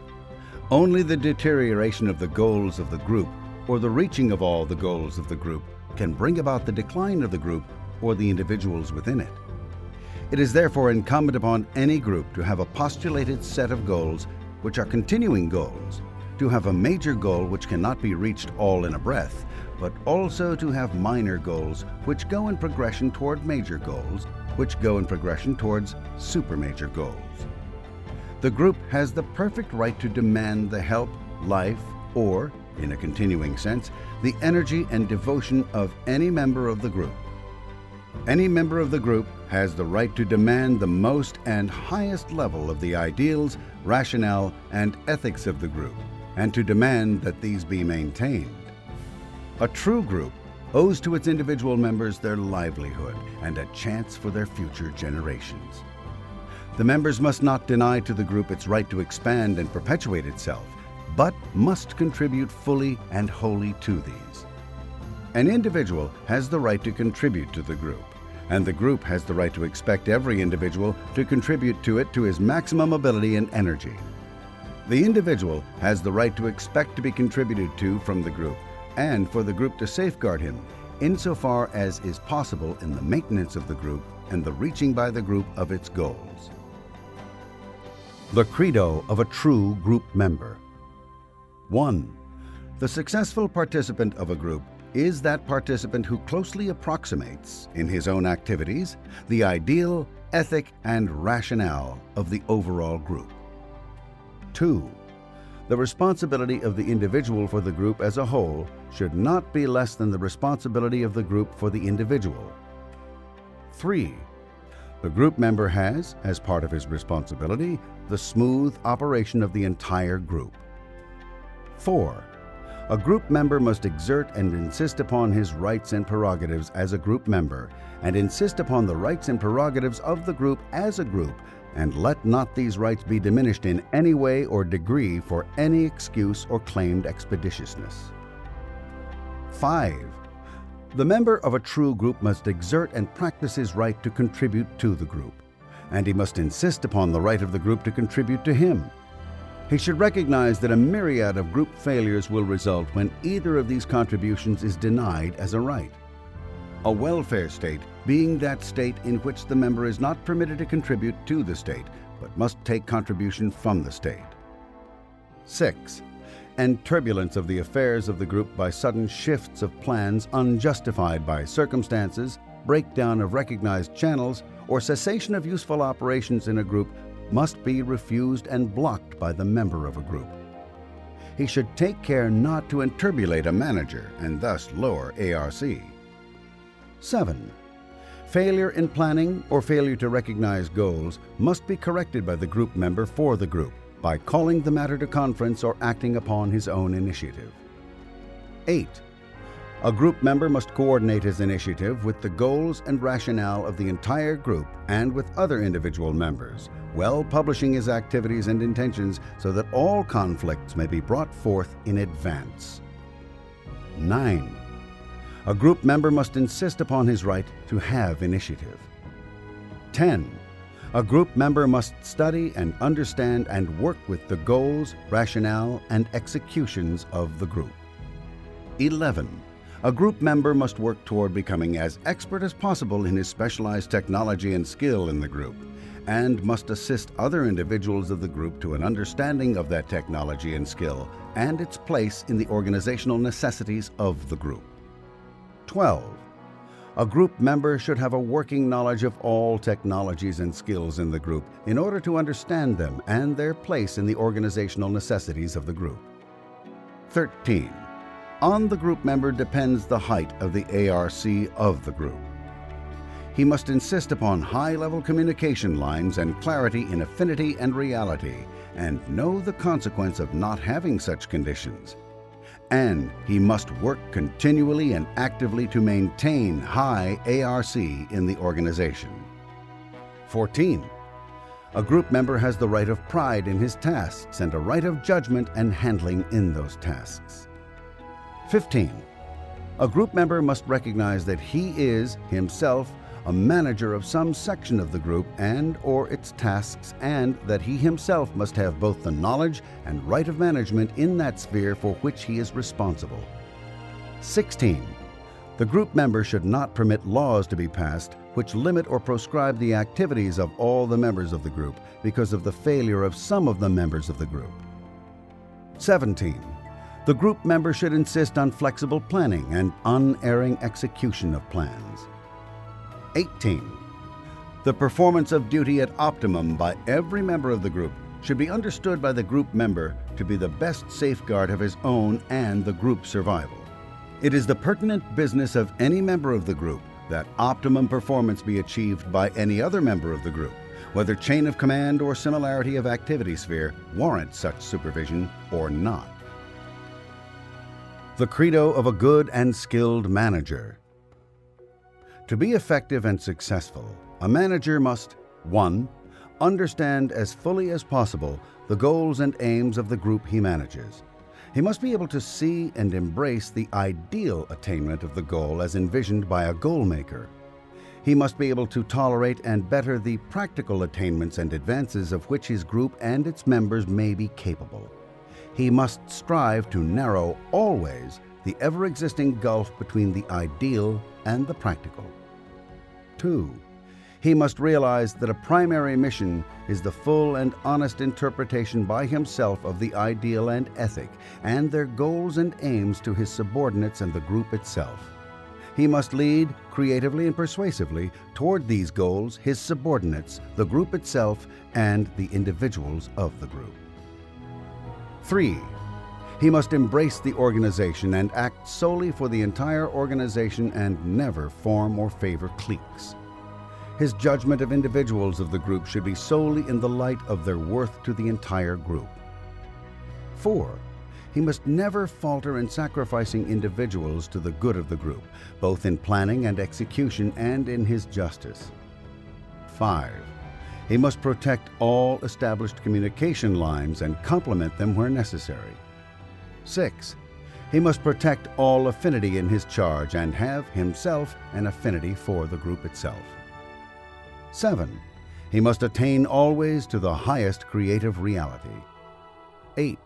His planning must accomplish, in the light of goals and aims, the activity of the entire group. He must never let organizations grow and sprawl, but, learning by pilots, must keep organizational planning fresh and flexible. 9. He must recognize in himself the rationale of the group and receive and evaluate the data out of which he makes his solutions with the highest attention to the truth of that data. 10. He must constitute himself on the orders of service to the group. 11. He must permit himself to be served well as to his individual requirements, practicing an economy of his own efforts and enjoying certain comforts to the end of keeping high his rationale. 12. He should require of his subordinates that they relay into their own spheres of management the whole and entire of his true feelings and the reasons for his decisions as clearly as they can be relayed and expanded and interpreted only for the greater understanding of the individuals governed by those subordinates. 13. He must never permit himself to pervert or mask any portion of the ideal and ethic on which the group operates, nor must he permit the ideal and ethic to grow old and outmoded and unworkable. He must never permit his planning to be perverted or censored by subordinates. He must never permit the ideal and ethic of the group's individual members to deteriorate, using always reason to interrupt such a deterioration. 14. He must have faith in the goals, faith in himself, and faith in the group. 15. He must lead by demonstrating always creative and constructive sub-goals. He must not drive by threat and fear. 16. He must realize that every individual in the group is engaged in some degree in the managing of other men, life, and the physical universe, and that a liberty of management within this code should be allowed to every such sub-manager. Thus conducting himself, a manager can win empire for his group, whatever that empire may be.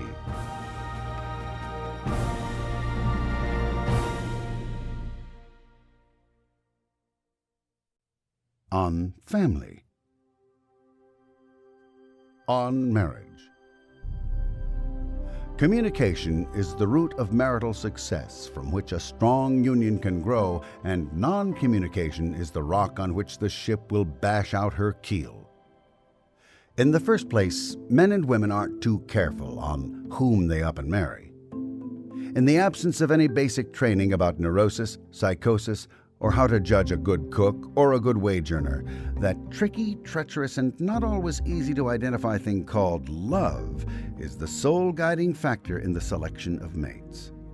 It is too much to expect of a society above the level of ants to be entirely practical about an institution as basically impractical as marriage.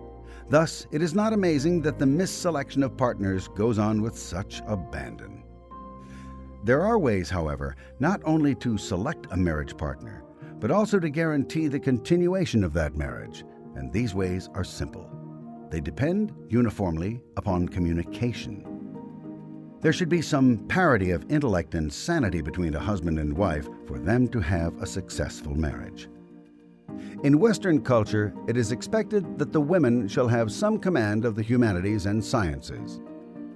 It is easy to establish the educational background of a potential marriage partner. It is not so easy to gauge their capability regarding sex, family, or children, or their sanity. In the past, efforts were made to establish sanity with ink blots, square blocks, and tests with marbles to find out if anybody had lost any. The resulting figures had to be personally interpreted with a crystal ball and then reinterpreted for application. In Scientology, there is a test for sanity and comparative sanity, which is so simple that anyone can apply it. What is the communication lag of the individual? When asked a question, how long does it take him to answer? When a remark is addressed to him, how long does it take for him to register and return? The fast answer tells of the fast mind and the sane mind, providing the answer is a sequitur. The slow answer tells of downscale. Marital partners who have the same communication lag will get along. Where one partner is fast and one is slow, the situation will become unbearable to the fast partner and miserable to the slow one. The repair of a marriage which is going on the rocks does not always require the processing of the marriage partners. It may be that another family factor is in the scene. This may be in the person of a relative, such as the mother-in-law. How does one solve this factor without using a shotgun? This, again, is simple. The mother-in-law, if there is trouble in the family, is responsible for cutting communication lines or diverting communication. One or the other of the partners, then, is cut off the communication channel on which he belongs. He senses this and objects strenuously to it. Jealousy is the largest factor in breaking up marriages. Jealousy comes about because of the insecurity of the jealous person, and the jealousy may or may not have foundation. This person is afraid of hidden communication lines and will do anything to try to uncover them. This acts upon the other partner to make him feel that his communication lines are being cut, for he thinks himself entitled to have open communication lines, whereas his marital partner insists that he shut many of them. The resultant rows are violent, as represented by the fact that where jealousy exists in a profession such as acting, insurance companies will not issue policies. The suicide rate is too high. The subject of marriage could not be covered in many chapters, but here are given the basic clues to a successful marriage. Communicate.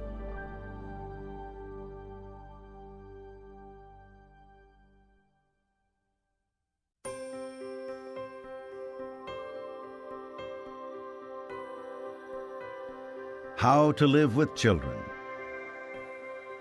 The adult is the problem in child raising, not the child. An adult has certain rights around children which children and modern adults rather tend to ignore. A good, stable adult with love and tolerance in his heart is about the best therapy a child can have. The main consideration in raising children is the problem of training them without breaking them. The Jesuits had a system which is reported to have been workable, but the system perished with the Jesuits. In contradistinction, the American Medical Association, an organization devoted to efforts to control the practices of doctors, came out with a pamphlet, a masterpiece of nonsense, which was called How to Control Your Child. That's just what you don't want to do. You want to raise your child in such a way that you don't have to control him, so that he will be in full possession of himself at all times. Upon that depends his good behavior, his health, his sanity. The good ex-barbers, to the contrary, children are not dogs. They can't be trained like dogs are trained. They are not controllable items. They are, and let's not overlook the point, men and women. A child is not a special species of animal distinct from man. A child is a man or a woman who has not attained full growth. Any law which applies to the behavior of men and women applies to children. How would you like to be pulled and hauled and ordered about and restrained from doing whatever you wanted to do? You'd resent it. The only reason a child doesn't resent it is because he's small. You'd half murder somebody who treated you, an adult, with the orders, contradiction, and disrespect given to the average child. The child doesn't strike back because he isn't big enough.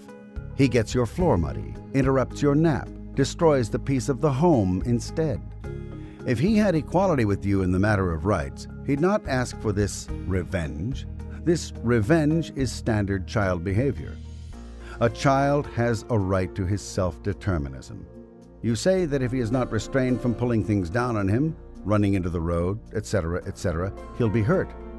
What are you, as an adult, doing to make that child live in rooms or an environment where he can be hurt? The fault is yours, not his, if he breaks things. The sweetness and love of a child is preserved only so long as he can exert his own self-determinism. You interrupt that, and to a degree you interrupt his life. There are only two reasons why a child's right to decide for himself has to be interrupted: the fragility and danger of his environment, and you. For you work out on him the things that were done to you, regardless of what you think. There are two courses you can take. Give the child leeway in an environment he can't hurt, which can't badly hurt him, and which doesn't greatly restrict his space and time. And you can clean up your own aberrations to a point where your tolerance equals or surpasses his lack of education in how to please you. When you give a child something, it's his. It's not still yours. Clothes, toys, quarters, what he has been given must remain under his exclusive control. So he tears up his shirt, wrecks his bed, breaks his fire engine. It's none of your business. How would you like to have somebody give you a Christmas present and then tell you, day after day thereafter, what you are to do with it, and even punish you if you fail to care for it the way the donor thinks? You'd wreck that donor and ruin that present. You know you would. The child wrecks your nerves when you do it to him. That's revenge. He cries, he pesters you, he breaks your things, he accidentally spills his milk, and he wrecks the possession on purpose about which he is so often cautioned. Why? Because he is fighting for his own self-determinism, his own right to own and make his weight felt on his environment. This possession is another channel by which he can be controlled. So he has to fight the possession and the controller. Doubtless, the worthy ex-barbers were so poorly raised, they think control is the ne plus ultra of child raising. If you want to control your child, Simply break him into complete apathy, and he'll be as obedient as any hypnotized half-wit. If you want to know how to control him, get a book on dog training. Name the child Rex and teach him first to fetch, and then to sit up, and then to bark for his food. You can train a child that way. Sure you can. But it's your hard luck if he turns out to be a bloodletter. Only don't be half-hearted about it. Simply train him. Speak, Roger. Lie down. Roll over. Of course, you'll have a hard time of it. This, a slight medical oversight, is a human being. You better charge right in and do what you can to break him into apathy quick. A club is best. Tying him in a closet without food for a few days is fairly successful. The best recommended tactic, however, is simply to use a straitjacket and muffs on him until he is so docile and imbecilic that he couldn't be trained in anything but psychology for a profession. I'm warning you that it's going to be tough. It will be tough because man became king of the beasts only because he couldn't as a species be licked. He doesn't easily go into an obedient apathy like dogs do. Men own dogs because men are self-determined and dogs aren't. The reason people started to confuse children with dogs and to start training children with force lies in the field of psychology. The psychologist worked on principles as follows. Man is evil. Man must be trained into being a social animal. Man must adapt to his environment. As these postulates aren't true, psychology doesn't work. And if you ever saw a wreck, it's the child of a professional psychologist. Attention to the world around us instead of to texts somebody thought up after reading somebody's texts shows us the fallacy of these postulates. The reason Scientology does what it does is because Scientology is based on some workable postulates. Psychology didn't even know you had to have postulates and axioms to have a science, didn't even realize that the above constituted their basic creed.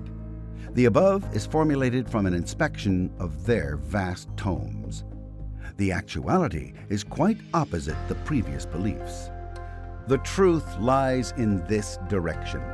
Man is basically good. Only by severe aberration can man be made evil. Severe training drives him into non-sociability. Man must retain his personal ability to adapt his environment to him to remain sane. A man is as sane and safe as he is self-determined. In raising your child, you must avoid training him into a social animal. Your child begins by being more sociable, more dignified than you are. In a relatively short time, the treatment he gets so checks him that he revolts. This revolt can be intensified until he is a terror to have around. He will be noisy, thoughtless, careless of possessions, unclean, anything in short which will annoy you. Train him, control him, and you'll lose his love. You've lost the child forever that you seek to control and own. Permit a child to sit on your lap. He'll sit there contented. Now put your arms around him and constrain him to sit there. Do this even though he wasn't even trying to leave. Instantly, he'll squirm. He'll fight to get away from you. He'll get angry. He'll cry. Recall now, he was happy before you started to hold him. You should actually make this experiment. Your efforts to mold, train, control this child in general react on him exactly like trying to hold him on your lap. Of course, you will have difficulty if this child of yours has already been trained, controlled, ordered about, denied his own possessions. In mid-flight, you change your tactics. You try to give him his freedom. He's so suspicious of you, he will have a terrible time trying to adjust. The transition period will be terrible, but at the end of it, you'll have a well-ordered, well-trained, social child, thoughtful of you and, very important to you, a child who loves you. The child who is under constraint, shepherded, handled, controlled, has a very bad anxiety postulated. His parents are survival entities. They mean food, clothing, shelter, affection. This means he wants to be near them. He wants to love them, naturally being their child. But on the other hand, his parents are non-survival entities. His whole being and life depend upon his rights to use his own decision about his movements and his possessions and his body. Parents seek to interrupt this out of the mistaken idea that a child is an idiot who won't learn unless controlled. So he has to fight shy, to fight against, to annoy and harass an enemy. Here is anxiety.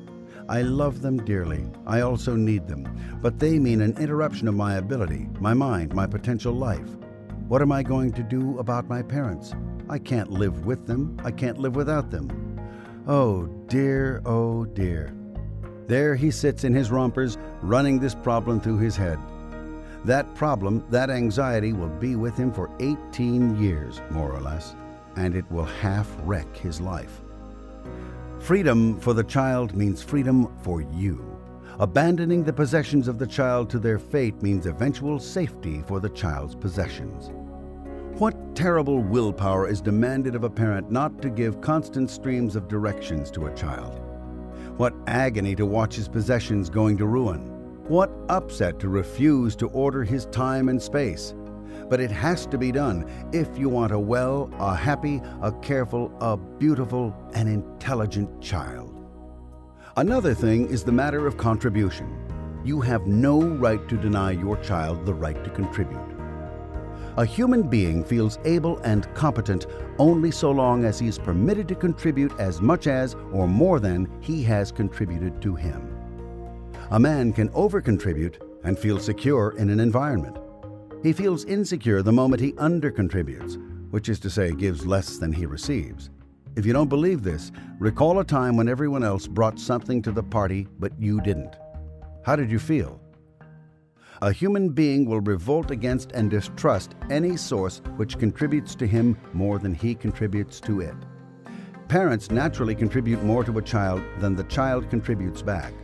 As soon as the child sees this, he becomes unhappy. He seeks to raise his contribution level. Failing, he gets angry at the contribution source. He begins to detest his parents. They try to override this revolt by contributing more. The child revolts more. It is a bad, dwindling spiral, because the end of it is that the child will go into apathy. You must let the child contribute to you. You can't order him to contribute. You can't command him to mow the grass and then think that that's contribution. He has to figure out what his contribution is and then give it. If he hasn't selected it, it isn't his, but only more control. A baby contributes by trying to make you smile. The baby will show off. A little older, he will dance for you, bring you sticks, try to repeat your work motions to help you. If you don't accept those smiles, those dances, those sticks, those work motions in the spirit they are given, you have begun to interrupt the child's contribution. Now he will start to get anxious. He will do unthinking and strange things to your possessions in an effort to make them better for you. You scold him. That finishes him. Something else enters in here, and that is data. How can a child possibly know what to contribute to you or his family or home if he hasn't any idea of the working principles on which it runs? A family is a group with the common goal of group survival and advancement. The child, not allowed to contribute or failing to understand the goals and working principles of family life, is cast adrift from the family. He is shown he is not part of the family because he can't contribute. So he becomes anti-family, the first step on the road to being antisocial. He spills milk, annoys your guests, and yells outside your window in play. He'll even get sick just to make you work. He is shown to be nothing by being shown that he isn't powerful enough to contribute. You can do nothing more than accept the smiles, the dances, the sticks of the very young. But as soon as a child can understand, he should be given the whole story of the family operation. What is the source of his allowance? How come there's food, clothes, a clean house, a car? Daddy works. He expends hours and brains and brawn, and for this he gets money. The money, handed over at a store, buys food.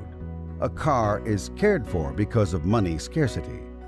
A calm house and care of Daddy means Daddy works better, and that means food and clothes and cars.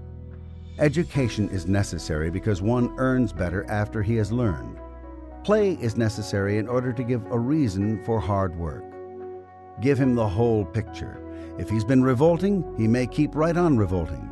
but he'll eventually come around. First of all, a child needs security.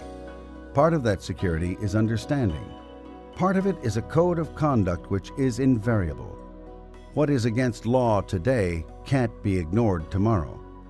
You can actually punish a child to defend your rights, so long as he owns what he owns and can contribute to you and work for you. Adults have rights. He ought to know this. A child has as his goal growing up. If an adult doesn't have more rights, why grow up? Who the devil would be an adult in this year of our Lord anyway? The child has a duty toward you. He has to be able to take care of you. Not an illusion that he is, but actually. And you have to have patience to allow yourself to be cared for sloppily until, by sheer experience itself, not by your directions, he learns how to do it well. Care for the child? Nonsense. He's probably got a better grasp of immediate situations than you have, you beaten-up adult. Only when he's almost psychotic with aberration will a child be an accident-prone. You're well and enjoy life because you aren't owned. You couldn't enjoy life if you were shepherded and owned. You'd revolt, and if your revolt was quenched, you'd turn into a subversive. That's what you make out of your child when you own, manage, and control him. Potentially, parent, he's saner than you are, and the world is a lot brighter. His sense of values and reality are sharper. Don't dull them. And your child will be a fine, tall, successful human being. Own, control, manage, and reject, and you'll get the treatment you deserve. Subversive revolt. Now, are we going to have a happy house around here? Or aren't we?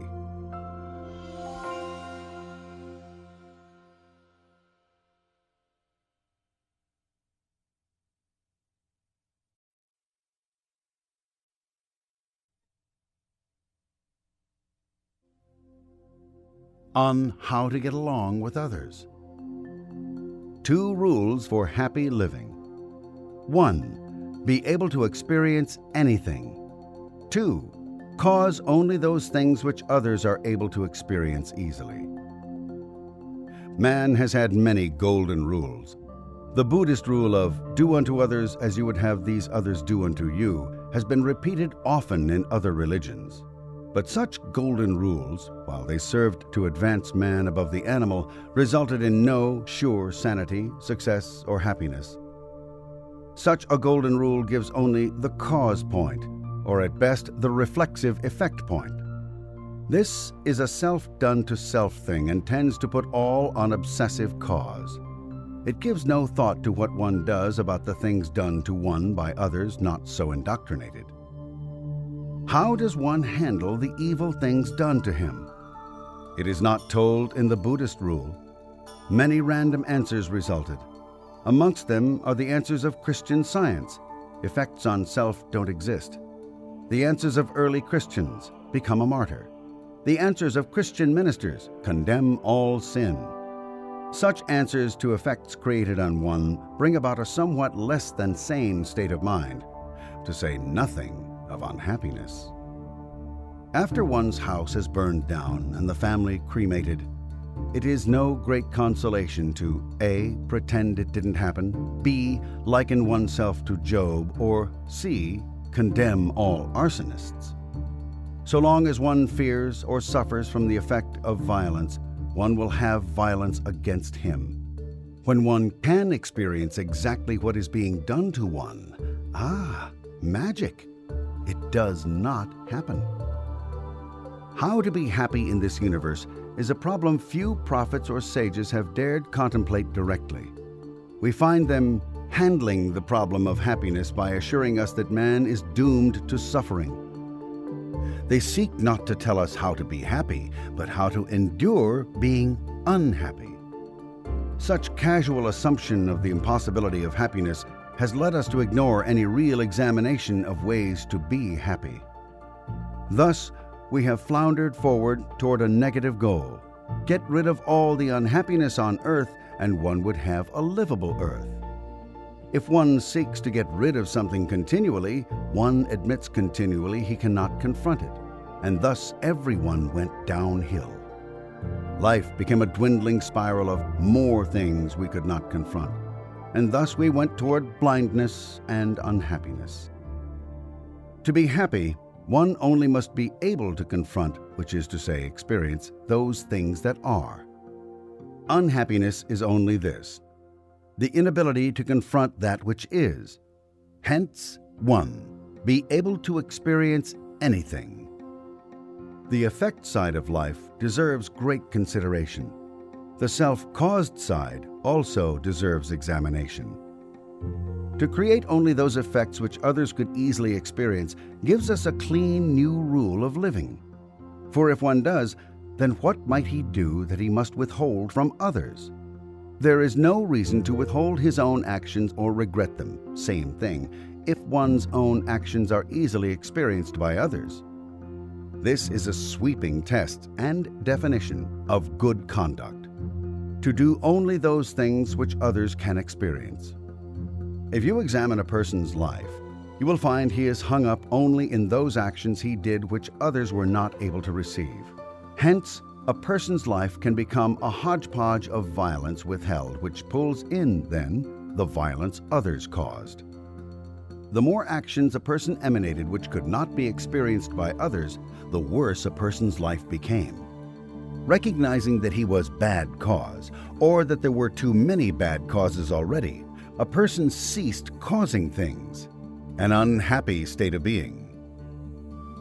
Pain, misemotion, unconsciousness, insanity all result from causing things others could not experience easily. All bad acts, then, are those acts which cannot be easily experienced at the target end. On this definition, let us review our own bad acts. Which ones were bad? Only those that could not be easily experienced by another were bad. Thus, which of society's favorite bad acts are bad? Acts of real violence resulting in pain, unconsciousness, insanity, and heavy loss could at this time be considered bad. Well, what other acts of yours do you consider bad? The things which you have done which you could not easily yourself experience were bad. But the things which you have done which you yourself could have experienced, had they been done to you, were not bad. That certainly changes one's view of things. There is no need to lead a violent life just to prove one can experience.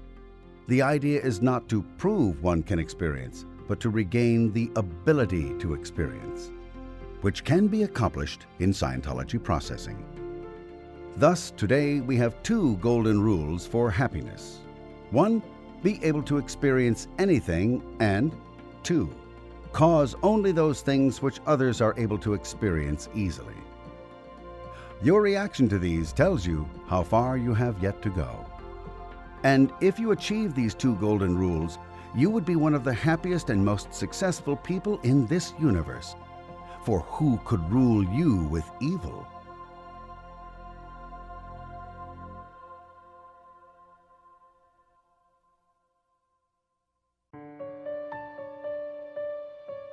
What is greatness? The hardest task one can have is to continue to love his fellows despite all reasons he should not.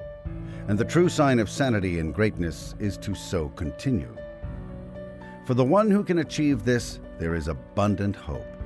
For those who cannot, there is only sorrow, hatred, and despair. And these are not the things of which greatness, or sanity, or happiness are made. A primary trap is to succumb to invitations to hate. There are those who appoint one their executioners. Sometimes, for the sake of safety of others, it is necessary to act, but it is not necessary to also hate them. To do one's task without becoming furious at others who seek to prevent one is a mark of greatness and sanity. And only then can one be happy.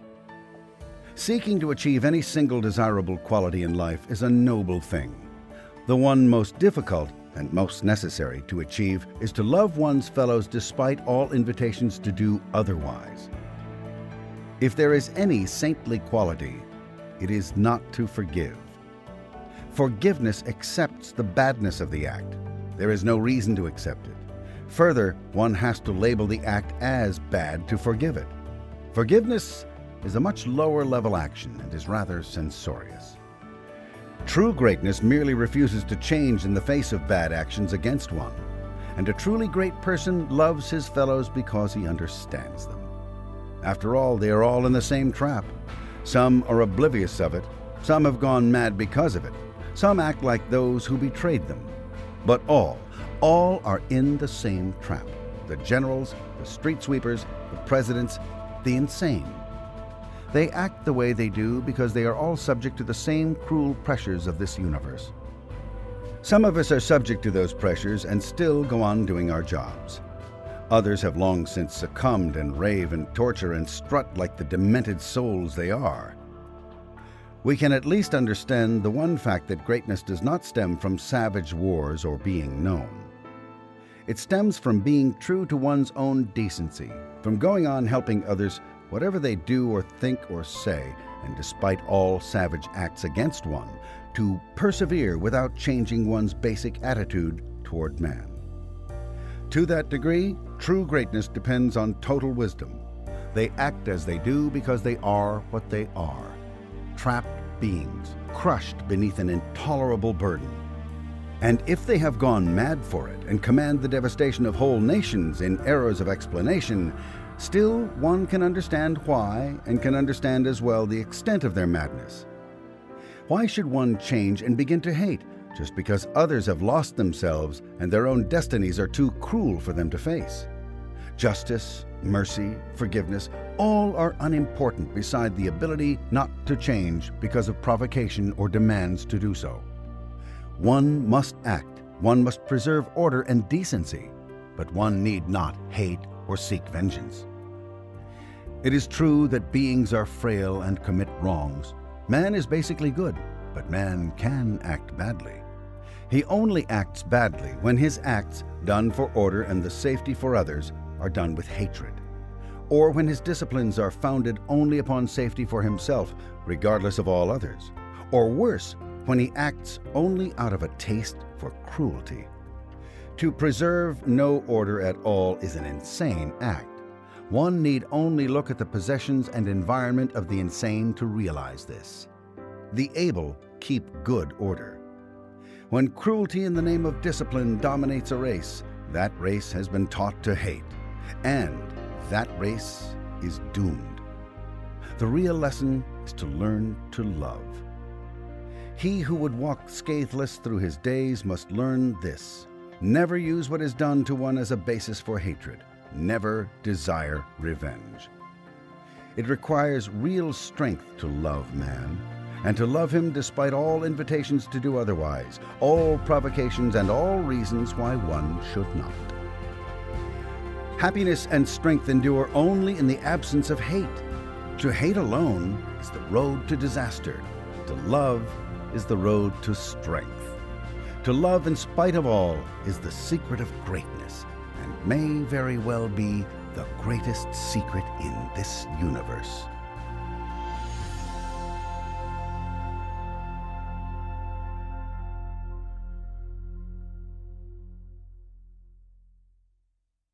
On human behavior. The antisocial personality. There are certain characteristics and mental attitudes which cause about 20% of a race to oppose violently any betterment activity or group. Such people are known to have antisocial tendencies.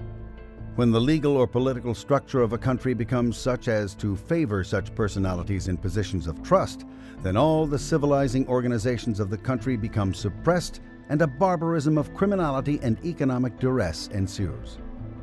Crime and criminal acts are perpetrated by antisocial personalities.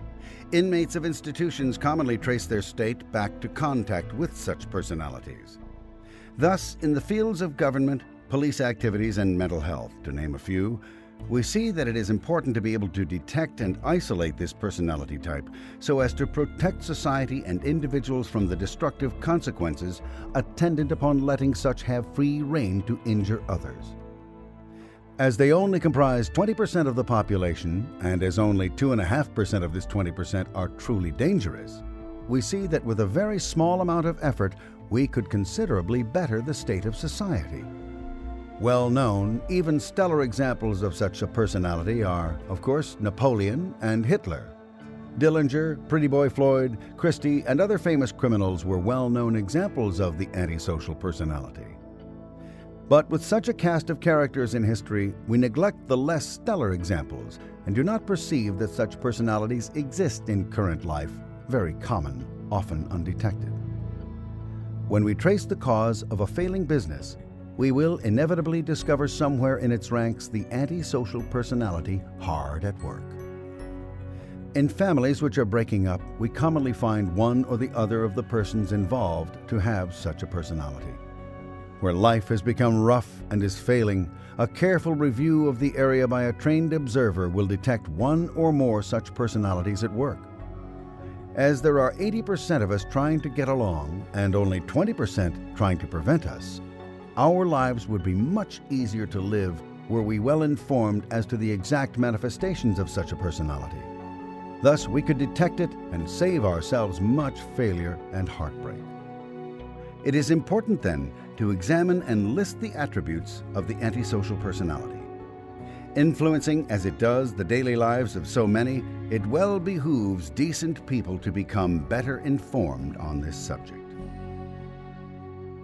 Attributes.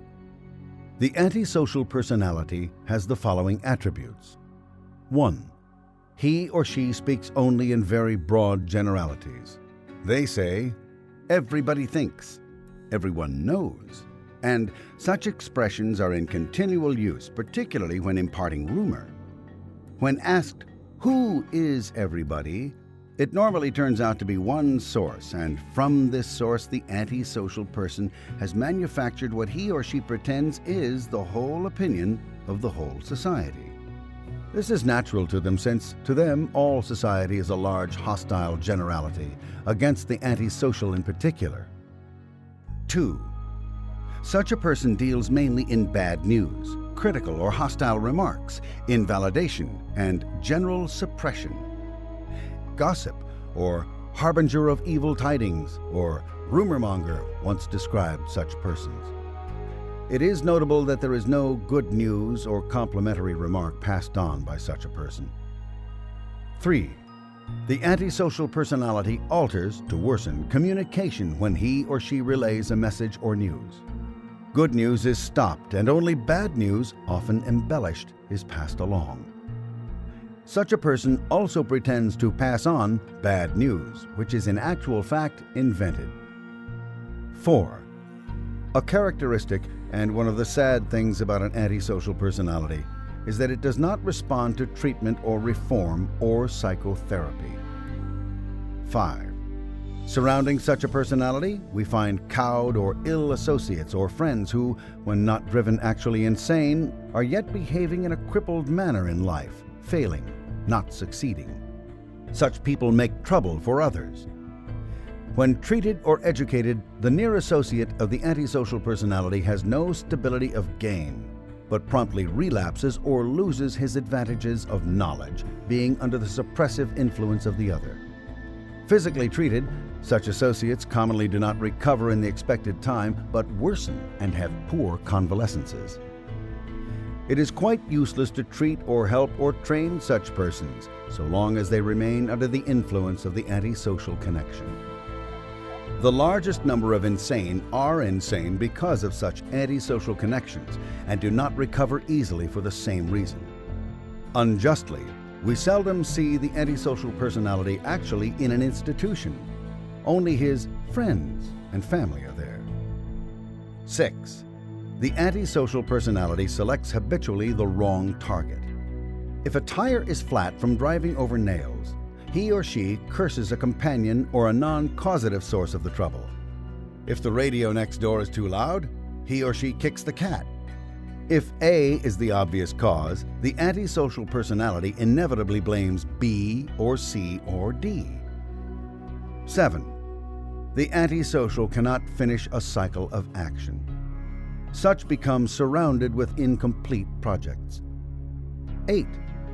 Many antisocial persons will freely confess to the most alarming crimes when forced to do so, but will have no faintest sense of responsibility for them. Their actions have little or nothing to do with their own volition. Things just happen. They have no sense of correct causation, and particularly cannot feel any sense of remorse or shame, therefore. 9. The antisocial personality supports only destructive groups and rages against and attacks any constructive or betterment group. 10. This type of personality approves only of destructive actions and fights against constructive or helpful actions or activities.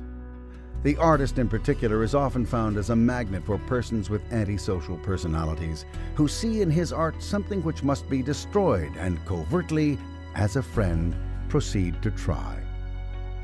11. Helping others is an activity which drives the antisocial personality nearly berserk. Activities, however, which destroy in the name of help are closely supported. 12. The antisocial personality has a bad sense of property and conceives that the idea that anyone owns anything is a pretense made up to fool people. Nothing is ever really owned. The basic reason the antisocial personality behaves as he or she does lies in a hidden terror of others. To such a person, every other being is an enemy to be covertly or overtly destroyed. The fixation is that survival itself depends on keeping others down or keeping people ignorant. If anyone were to promise to make others stronger or brighter, the antisocial personality suffers the utmost agony of personal danger. They reason that if they are in this much trouble with people around them, weak or stupid, they would perish should anyone become strong or bright. Such a person has no trust to a point of terror. This is usually masked and unrevealed.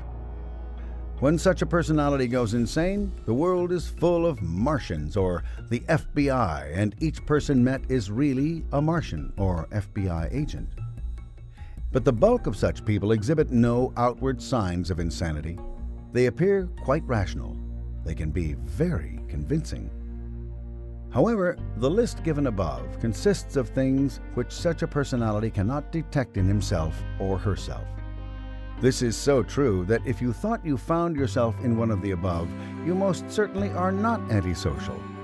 Self-criticism is a luxury the antisocial cannot afford. They must be right because they are in continual danger in their own estimation. If you proved one wrong, you might even send him or her into a severe illness. Only the sane, well-balanced person tries to correct his conduct. Relief. If you were to weed out of your past those antisocial persons you have known, and if you then disconnected, you might experience great relief. Similarly, if society were to recognize this personality type as a sick being as they now isolate people with smallpox, both social and economic recoveries could occur. Things are not likely to get much better so long as 20% of the population is permitted to dominate and injure the lives and enterprise of the remaining 80%. As majority rule is the political manner of the day, so should majority sanity express itself in our daily lives without the interference and destruction of the socially unwell. The pity of it is, they will not permit themselves to be helped and would not respond to treatment if help were attempted. An understanding and ability to recognize such personalities could bring a major change in society and our lives.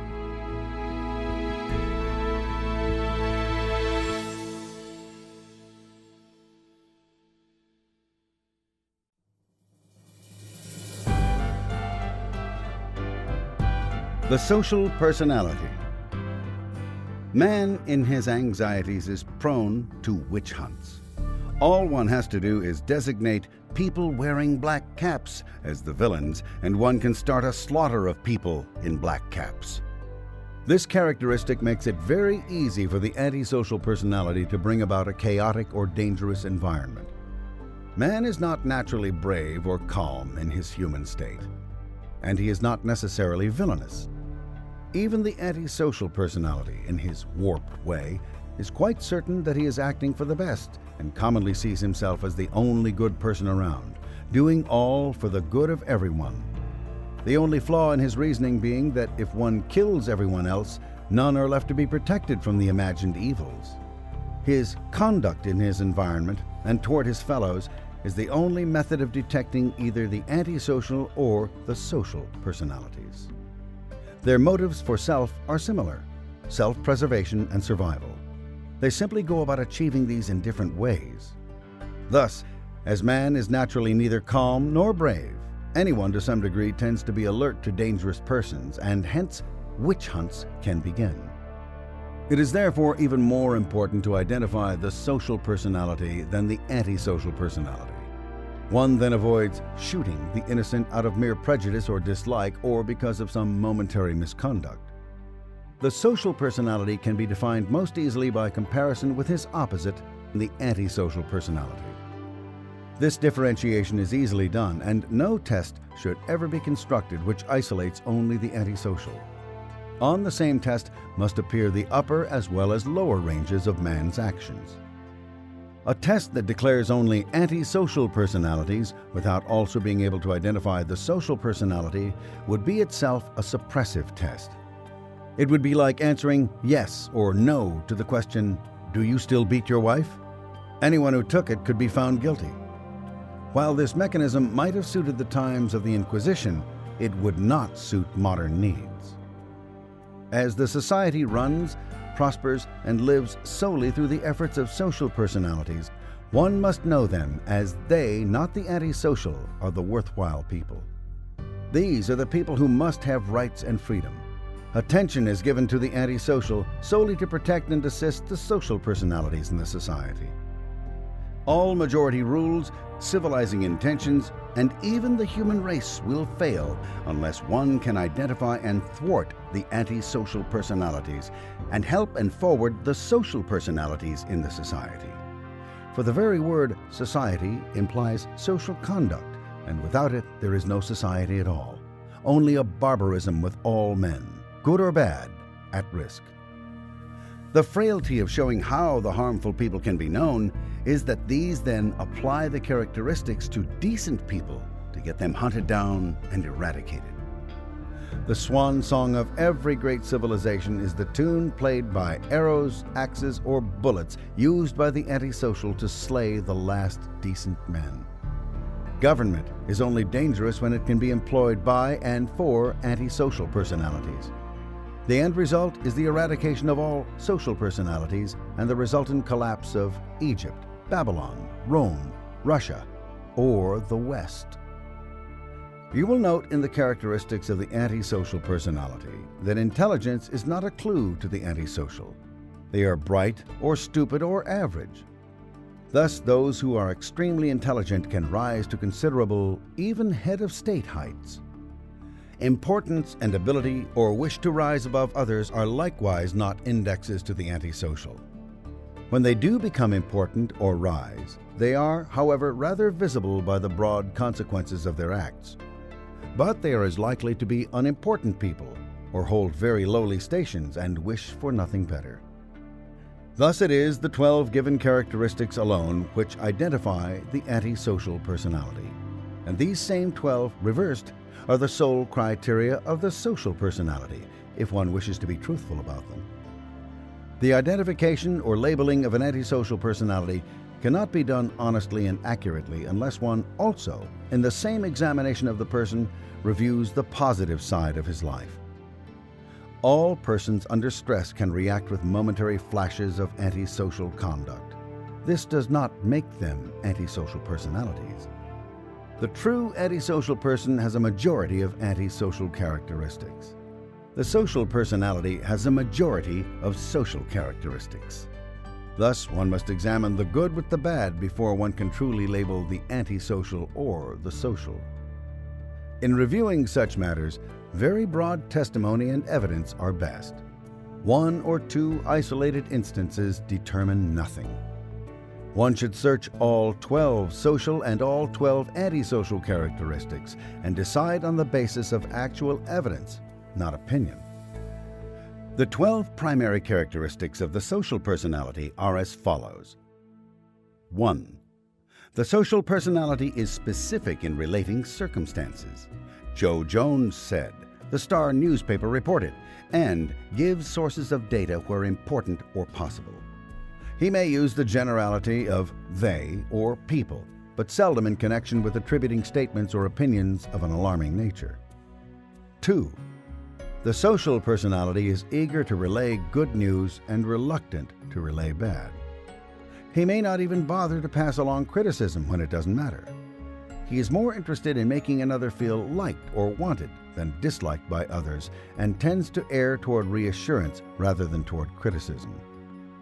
3. A social personality passes communication without much alteration, and if deleting anything, tends to delete injurious matters. He does not like to hurt people's feelings. He sometimes errs in holding back bad news or orders which seem critical or harsh. 4. Treatment, reform, and psychotherapy, particularly of a mild nature, work very well on the social personality. Whereas antisocial people sometimes promise to reform, they do not. Only the social personality can change or improve easily. It is often enough to point out unwanted conduct to a social personality to completely alter it for the better. Criminal codes and violent punishment are not needed to regulate social personalities. 5. The friends and associates of a social personality tend to be well, happy, and of good morale. A truly social personality quite often produces betterment in health or fortune by his mere presence on the scene. At the very least, he does not reduce the existing levels of health or morale in his associates. When ill, the social personality heals or recovers in an expected manner and is found open to successful treatment. 6. The social personality tends to select correct targets for correction. He fixes the tire that is flat rather than attack the windscreen. In the mechanical arts, he can therefore repair things and make them work. 7. Cycles of action begun are ordinarily completed by the social personality if possible. 8. The social personality is ashamed of his misdeeds and reluctant to confess them. He takes responsibility for his errors. 9. The social personality supports constructive groups and tends to protest or resist destructive groups. 10. Destructive actions are protested by the social personality. He assists constructive or helpful actions. 11. The social personality helps others and actively resists acts which harm others. 12. Property is property of someone to the social personality, and its theft or misuse is prevented or frowned upon. The basic motivation. The social personality naturally operates on the basis of the greatest good. He is not haunted by imagined enemies, but he does recognize real enemies when they exist. The social personality wants to survive and wants others to survive, whereas the antisocial personality really and covertly wants others to succumb. Basically, the social personality wants others to be happy and do well, whereas the antisocial personality is very clever in making others do very badly indeed. A basic clue to the social personality is not really his successes, but his motivations. The social personality, when successful, is often a target for the antisocial, and by this reason, he may fail. But his intentions included others in his success, whereas the antisocial only appreciate the doom of others. Unless we can detect the social personality and hold him safe from undue restraint, and detect also the antisocial and restrain him, our society will go on suffering from insanity, criminality, and war, and man and civilization will not endure. Of all our technical skills, such differentiation ranks the highest, since failing, no other skill can continue, as the base on which it operates, civilization, will not be here to continue it. Do not smash the social personality, and do not fail to render powerless the antisocial in their efforts to harm the rest of us. Just because a man rises above his fellows or takes an important post does not make him an antisocial personality. Just because a man can control or dominate others does not make him an antisocial personality. It is his motives in doing so and the consequences of his acts which distinguish the antisocial from the social. Unless we realize and apply the true characteristics of the two types of personality, we will continue to live in a quandary of who our enemies are, and in doing so, victimize our friends. All men have committed acts of violence or omission for which they could be censured. In all mankind, there is not one single perfect human being. But there are those who try to do right and those who specialize in wrong, and upon these facts and characteristics you can know them.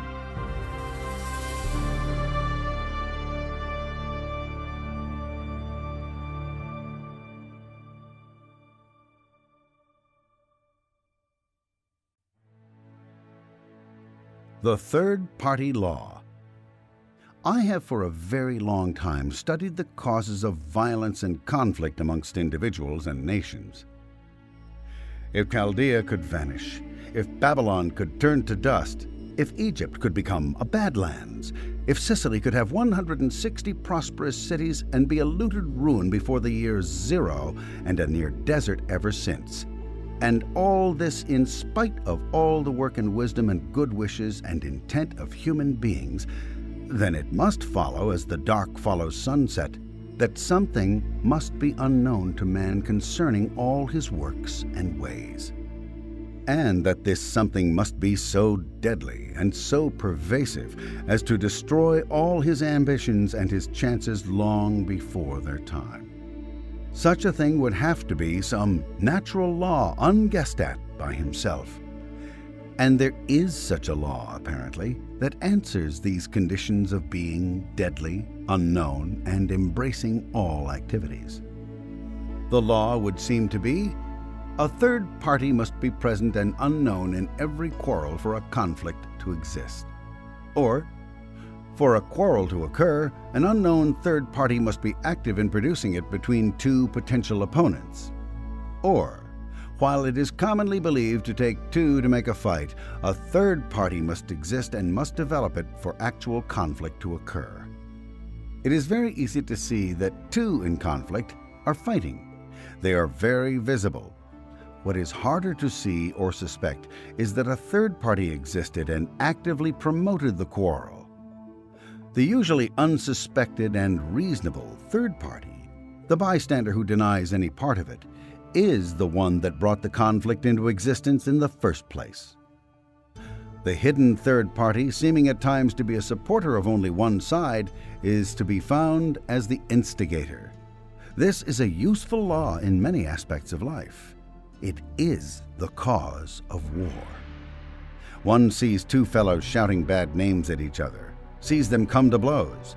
No one else is around, so they, of course, caused the fight. But there was a third party. Tracing these down, one comes upon incredible data. That is the trouble. The incredible is too easily rejected. One way to hide things is to make them incredible. Clerk A and Messenger B have been arguing. They blaze into direct conflict. Each blames the other. Neither one is correct, and so the quarrel does not resolve since its true cause is not established. One looks into such a case thoroughly. He finds the incredible. The wife of Clerk A has been sleeping with Messenger B and complaining alike to both about the other. Farmer J and Rancher K have been tearing each other to pieces for years in continual conflict. There are obvious logical reasons for the fight, yet it continues and does not resolve. A close search finds Banker L, who, due to their losses in the fighting, is able to loan each side money while keeping the quarrel going, and who will get their lands completely if both lose. It goes larger. The revolutionary forces and the Russian government were in conflict in 1917. The reasons are so many, the attention easily sticks on them. But only when Germany's official state papers were captured in World War II was it revealed that Germany had promoted the revolt and financed Lenin to spark it off, even sending him into Russia in a blacked-out train. One looks over personal quarrels, group conflicts, national battles, and one finds, if he searches, the third party, unsuspected by both combatants, or if suspected at all, brushed off as fantastic, yet careful documentation finally affirms it. This datum is fabulously useful. In marital quarrels, the correct approach of anyone counseling is to get both parties to carefully search out the third party. They may come to many reasons at first. These reasons are not beings. One is looking for a third party, an actual being. When both find the third party and establish proof, that will be the end of the quarrel. Sometimes two parties, quarreling, suddenly decide to elect a being to blame. This stops the quarrel. Sometimes it is not the right being, and more quarrels thereafter occur. Two nations at each other's throats should each seek conference with the other to sift out and locate the actual third party. They will always find one if they look, and they can find the right one, as it will be found to exist in fact. There are probably many technical approaches one could develop and outline in this matter. There are many odd phenomena connected with it. An accurately spotted third party is usually not fought at all by either party, but only shunned. Marital conflicts are common.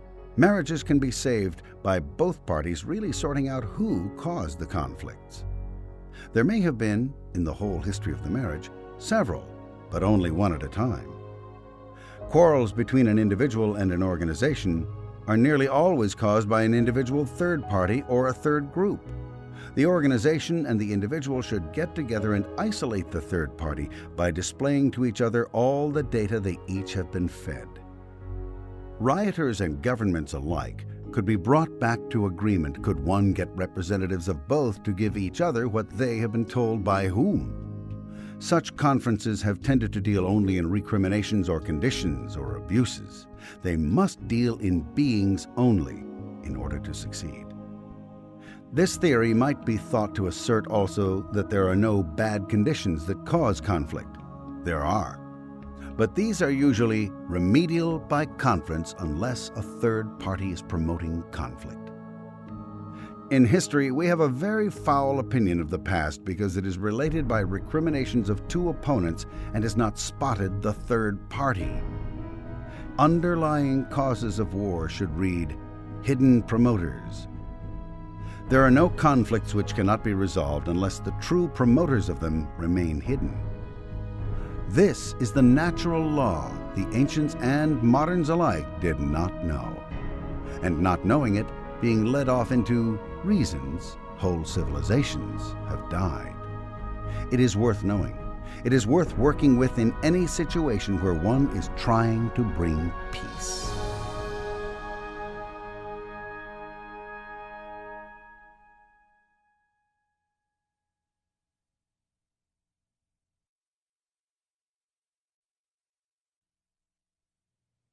On honesty and ethics. Honest people have rights too. After you have achieved a high level of ability, you will be the first to insist upon your rights to live with honest people. When you know the technology of the mind, you know that it is a mistake to use individual rights and freedom as arguments to protect those who would only destroy. Individual rights were not originated to protect criminals, but to bring freedom to honest men. Into this area of protection, then, dived those who needed freedom and individual liberty to cover their own questionable activities. Freedom is for honest people. No man who is not himself honest can be free. He is his own trap. When his own deeds cannot be disclosed, then he is a prisoner. He must withhold himself from his fellows and is a slave to his own conscience. Freedom must be deserved before any freedom is possible. To protect dishonest people is to condemn them to their own hells. By making individual rights a synonym for protect the criminal, one helps bring about a slave state for all. For where individual liberty is abused, an impatience with it arises which at length sweeps us all away. The targets of all disciplinary laws are the few who err. Such laws unfortunately also injure and restrict those who do not err. If all were honest, there would be no disciplinary threats. There is only one way out for a dishonest person: facing up to his own responsibilities in the society and putting himself back into communication with his fellow man, his family, the world at large. By seeking to invoke his individual rights to protect himself from an examination of his deeds, he reduces just that much the future of individual liberty, for he himself is not free. Yet he infects others who are honest by using their right to freedom to protect himself. Uneasy lies the head that wears a guilty conscience, and it will lie no more easily by seeking to protect misdeeds by pleas of, "Freedom means that you must never look at me." The right of a person to survive is directly related to his honesty. Freedom for man does not mean freedom to injure man. Freedom of speech does not mean freedom to harm by lies. Man cannot be free while there are those amongst him who are slaves to their own terrors. The mission of a techno-space society is to subordinate the individual and control him by economic and political duress. The only casualty in a machine age is the individual and his freedom. To preserve that freedom, one must not permit men to hide their evil intentions under the protection of that freedom. To be free, a man must be honest with himself and with his fellows. If a man uses his own honesty to protest the unmasking of dishonesty, then that man is an enemy of his own freedom. We can stand in the sun only so long as we do not let the deeds of others bring the darkness. Freedom is for honest men. Individual liberty exists only for those who have the ability to be free. Today in Scientology, we know the jailer, the person himself. And we can restore the right to stand in the sun by eradicating the evil men do to themselves. Who would punish when he could salvage? Only a madman would break a wanted object when he could repair it. And we are not mad. The individual must not die in this machine age, rights or no rights. The criminal and madman must not triumph with their newfound tools of destruction. The least free person is the person who cannot reveal his own acts and who protests the revelation of the improper acts of others. On such people will be built a future political slavery where we all have numbers and our guilt unless we act. It is fascinating that blackmail and punishment are the keynotes of all dark operations. What would happen if these two commodities no longer existed? What would happen if all men were free enough to speak? Then and only then would you have freedom.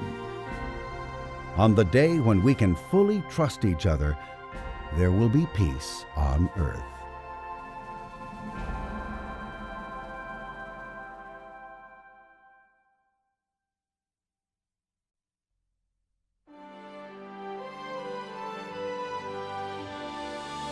Ethics, justice, and the dynamics. Every being has an infinite ability to survive.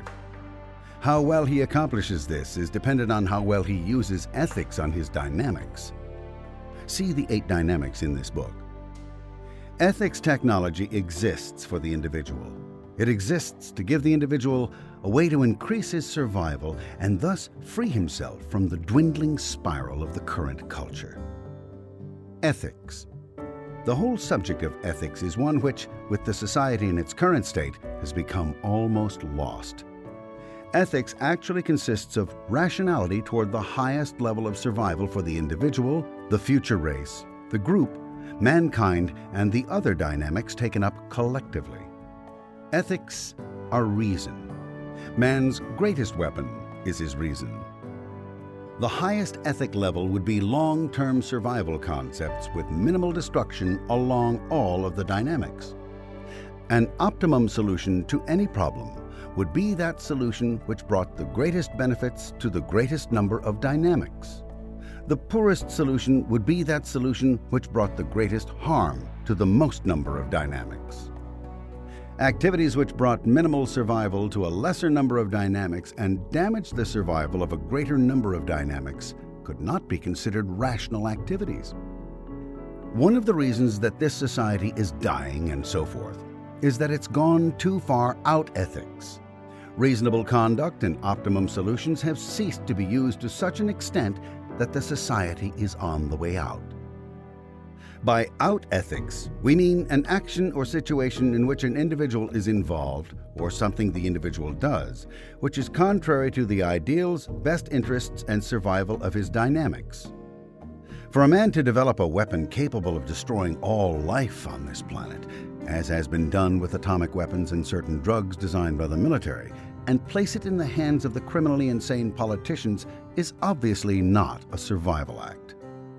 For the government to actively invite and create inflation to a point where a depression is a real threat to the individuals of this society is a non-survival action, to say the least. This gets so batty that in one of the South Pacific societies, infanticide became a ruling passion. There was a limited supply of food, and they wanted to keep down the birth rate. They began using abortion, and if this didn't work, they killed the children. Their second dynamic folded up. That society has almost disappeared. These are acts calculated to be destructive and harmful to the survival of the people of the society. Ethics are the actions an individual takes on himself in order to accomplish optimum survival for himself and others on all dynamics. Ethical actions are survival actions. Without a use of ethics, we will not survive. We know that the dynamic principle of existence is survive. At first glance, that may seem too basic. It may seem too simple. When one thinks of survival, one is apt to make the error of thinking in terms of barest necessity. That is not survival. Survival is a graduated scale, with infinity or immortality at the top and death and pain at the bottom. Good and evil, right and wrong.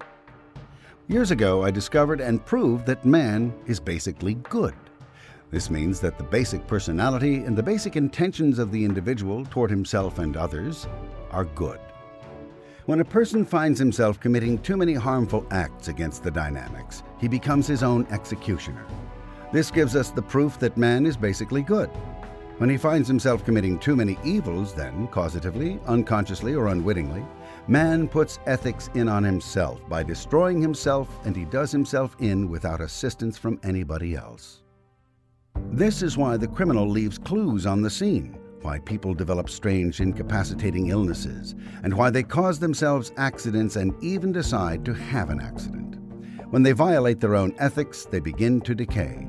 They do this all on their own, without anybody else doing anything. The criminal who leaves clues behind is doing so in hopes that someone will come along to stop him from continuing to harm others.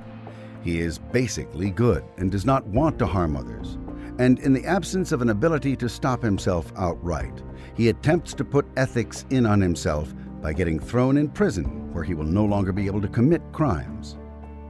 Similarly, the person who incapacitates himself with illness or gets himself in an accident is putting ethics in on himself by lessening his ability to harm and maybe even by totally removing himself from the environment that he has been harming.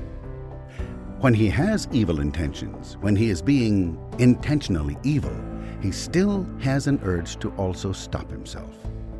He seeks to suppress them, and when he cannot do so directly, he does so indirectly. Evil, illness, and decay often go hand in hand. Man is basically good. He is basically well-intentioned. He does not want to harm himself or others. When an individual does harm the dynamics, he will destroy himself in an effort to save those dynamics. This can be proven and has been proven in innumerable cases. It is this fact which evidences that man is basically good. On this basis, we have the concepts of right and wrong. When we speak of ethics, we are talking about right and wrong conduct. We are talking about good and evil. Good can be considered to be any constructive survival action. It happens that no construction can take place without some small destruction, just as the tenement must be torn down to make room for the new apartment building. To be good, something must contribute to the individual, to his family, his children, his group, mankind, or life. To be good a thing must contain construction which outweighs the destruction it contains. A new cure which saves 100 lives and kills one is an acceptable cure. Good is survival. Good is being more right than one is wrong. Good is being more successful than one is unsuccessful along constructive lines. Things are good which complement the survival of the individual, his family, children, group, mankind, life, and mest. Acts are good which are more beneficial than destructive along these dynamics. Evil is the opposite of good and is anything which is destructive more than it is constructive along any of the various dynamics. A thing which does more destruction than construction is evil from the viewpoint of the individual, the future race, group, species, life, or mest that it destroys. When an act is more destructive than constructive, it is evil. It is out ethics. When an act assists succumbing more than it assists survival, it is an evil act in the proportion that it destroys. Good, bluntly, is survival. Ethical conduct is survival. Evil conduct is non-survival. Construction is good when it promotes survival. Construction is evil when it inhibits survival. Destruction is good when it enhances survival. An act or conclusion is as right as it promotes the survival of the individual, future race, group, mankind, or life making the conclusion. To be entirely right would be to survive to infinity. An act or conclusion is wrong to the degree that it is non-survival to the individual, future race, group, species, or life responsible for doing the act or making the conclusion. The most wrong a person can be on the first dynamic is dead. The individual or group which is, on the average, more right than wrong, since these terms are not absolutes by far, should survive.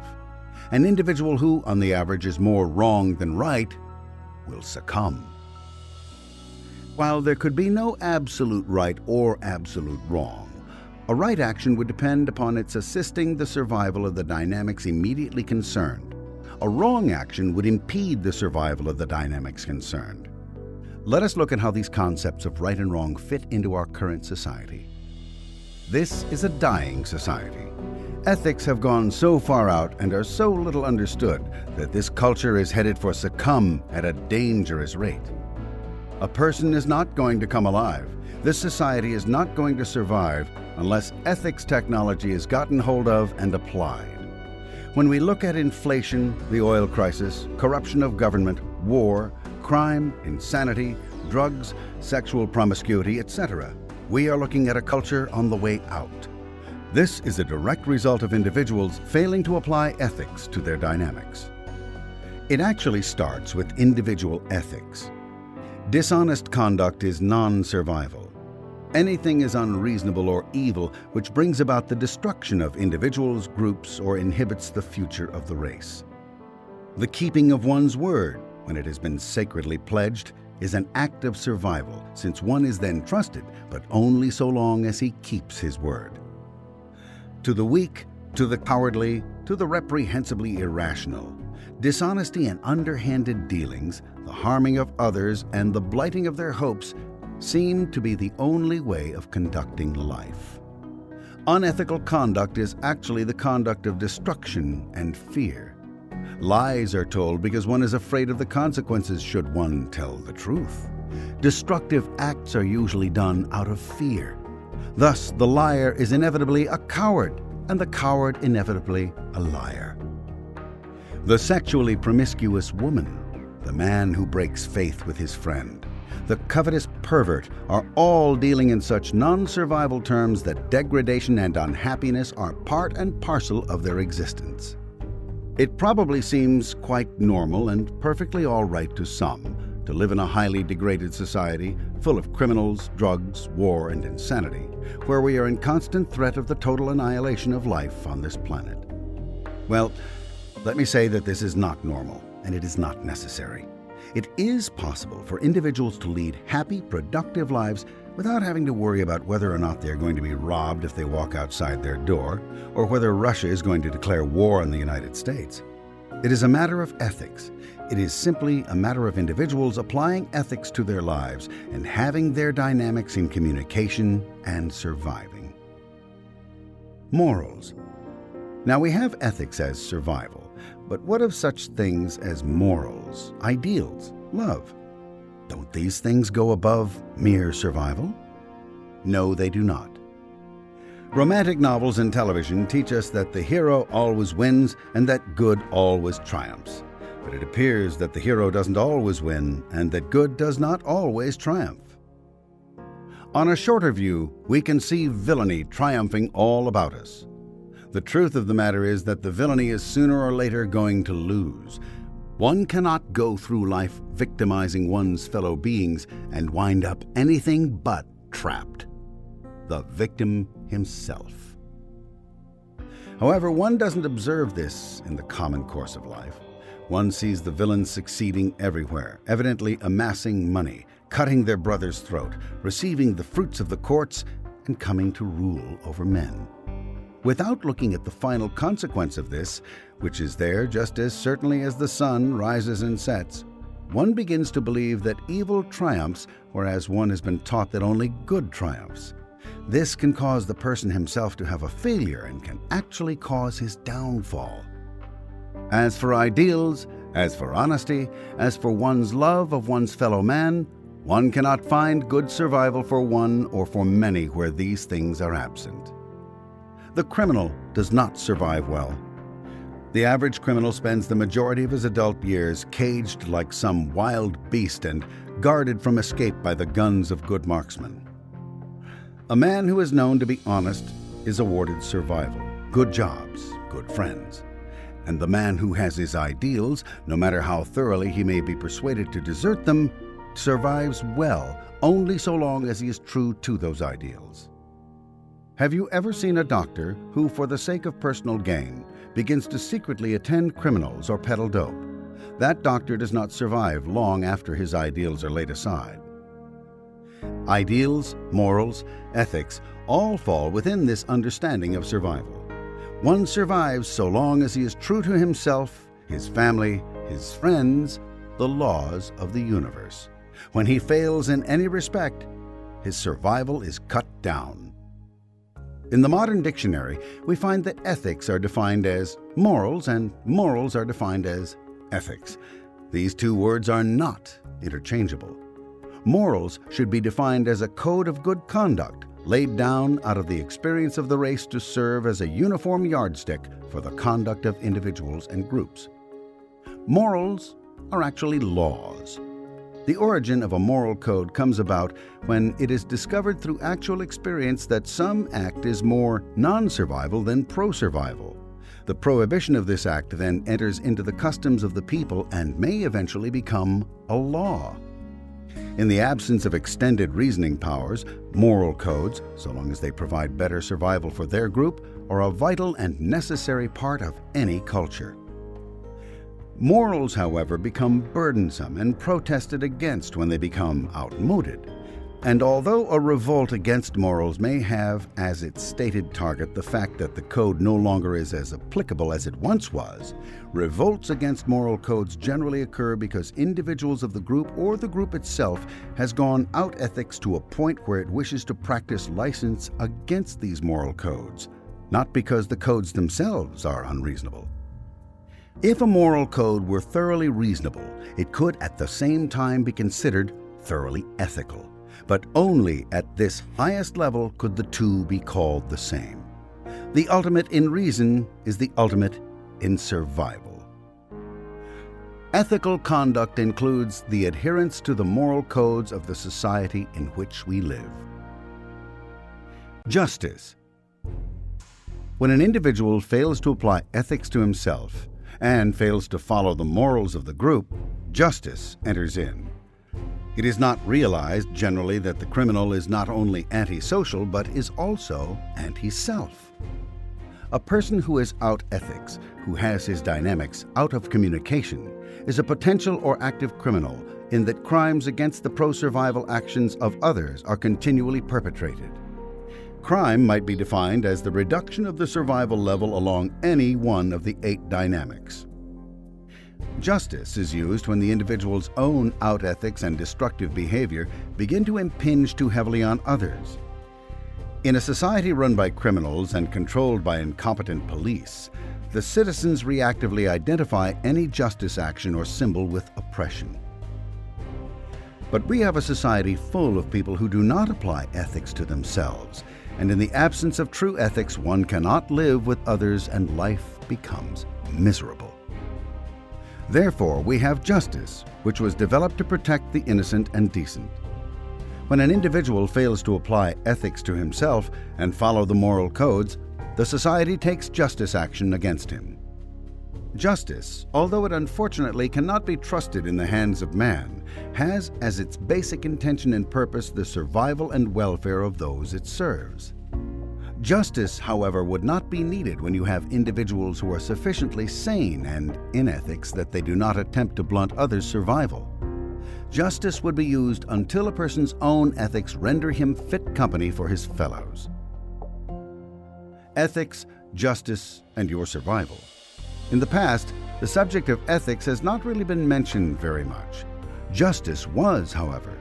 Justice systems have long been used as a substitute for ethics systems. But when you try to substitute ethics for justice, you get into trouble. Man has not had an actual workable way of applying ethics to himself. The subjects of ethics and justice have been terribly aberrated. We now have the technology of ethics and justice straightened out. This is the only road out on the subject that man has. People have been trying to put ethics in on themselves for eons without knowing how. Ethics evolved with the individual's attempts at continued survival. When a person does something which is out ethics, harms his and others' survival, he tries to right this wrong. Usually he just winds up caving himself in. Caved in means mental and/or physical collapse to the extent that the individual cannot function causatively. They cave themselves in because in an effort to restrain themselves and stop themselves from committing more harmful acts, they start withdrawing and withholding themselves from the area they have harmed. A person who does this becomes less and less able to influence his dynamics and thus becomes a victim of them. It is noted here that one must have done to other dynamics those things which other dynamics now seem to have the power to do to him. Therefore, he is in a position to be injured and he loses control. He can become, in fact, a zero of influence and a vacuum for trouble. This comes about because the person does not have the basic technology of ethics. It has never been explained to him. No one ever told him how he could get out of the hole he's gotten himself into. This technology has remained utterly unknown. So he has gone down the chute. Ethics is one of the primary tools a person uses to dig himself out with. Whether he knows how to or not, every person will try to dig himself out. It doesn't matter who he is or what he's done, he's going to be trying to put ethics in on himself one way or the other. Even with Hitler and Napoleon, there were attempts at self-restraint. It's interesting in looking at the lives of these people how thoroughly they worked at self-destruction. The self-destruction is their attempt at applying ethics to themselves. They worked at this self-destruction on several dynamics. They can't put ethics in on themselves. They can't restrain themselves from doing these harmful acts, so they punish themselves. They realize they are criminals and cave themselves in. All beings are basically good and are attempting to survive as best they can. They are attempting to put ethics in on their dynamics. Ethics and justice were developed and exist to aid an individual in his urge towards survival. They exist to keep the dynamics in communication. The technology of ethics is the actual technology of survival.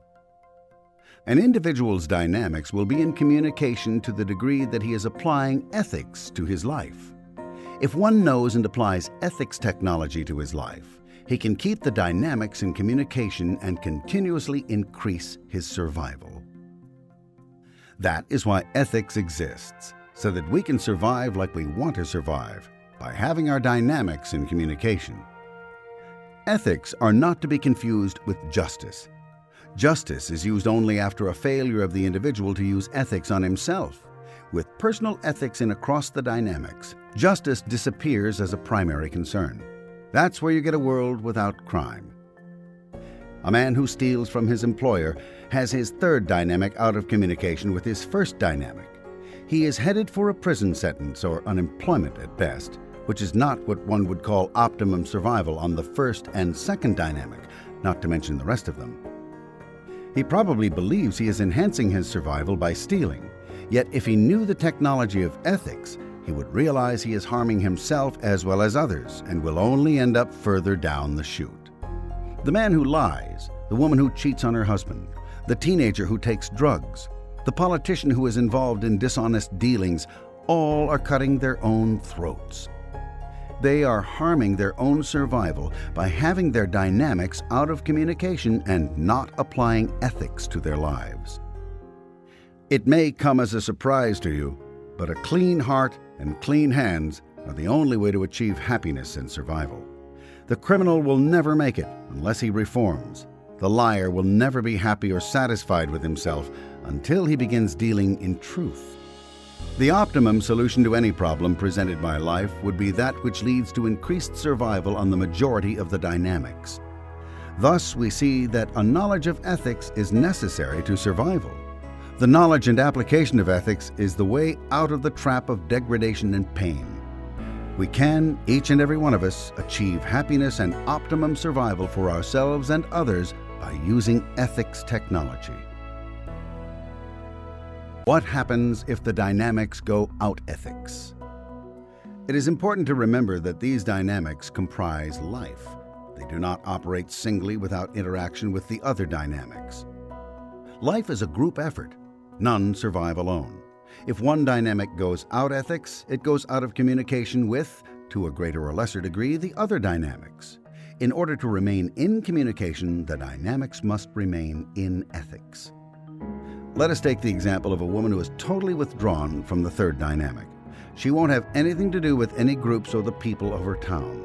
She has no friends. She stays locked in her house all day thinking, with some misguided idea of independence or individuality, that she is surviving better on her first dynamic.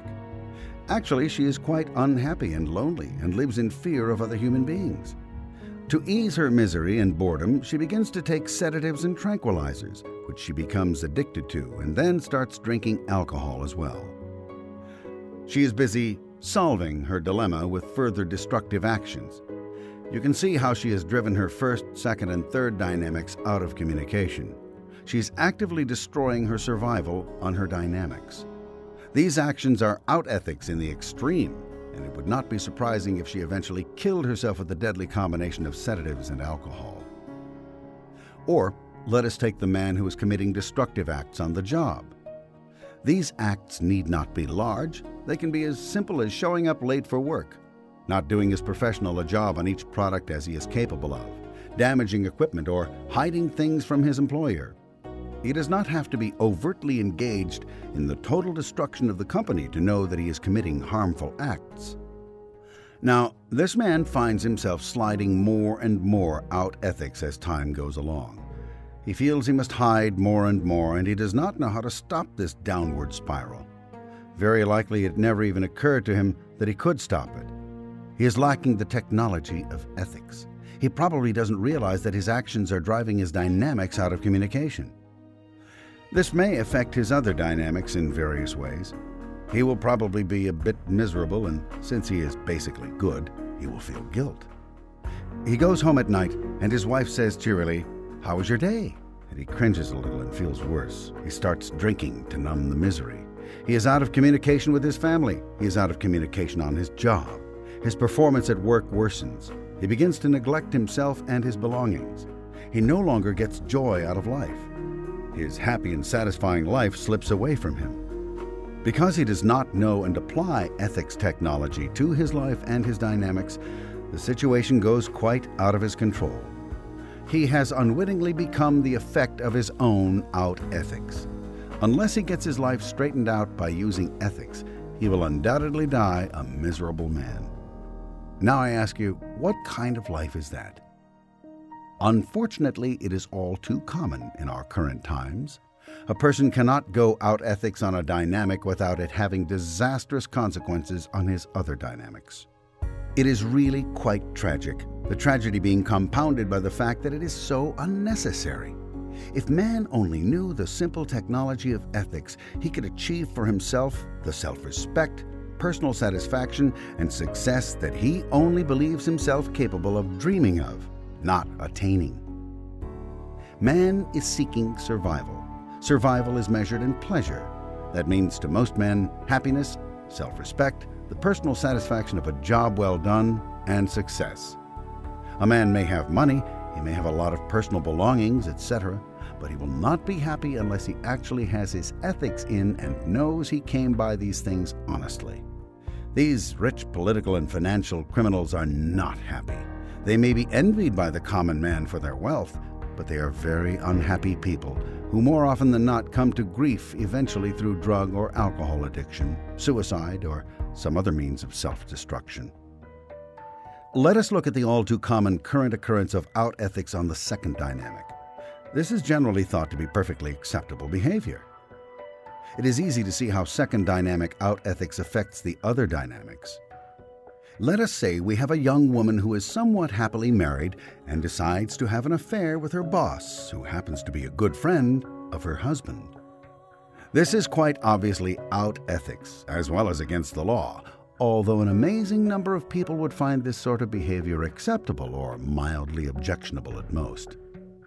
This is quite a destructive act, however. She will suffer from guilt. She will feel deceitful and unhappy because she knows she has committed a bad act against her husband. Her relationship with him will certainly suffer, and since her boss is experiencing much the same thing in his home, she and her boss will begin to feel bad towards each other as they begin to target each other for their misfortune. Their dynamics end up quite messed up and out of communication.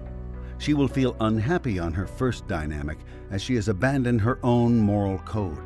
Her second dynamic will be out of communication, and she may even begin to find fault with and dislike her husband.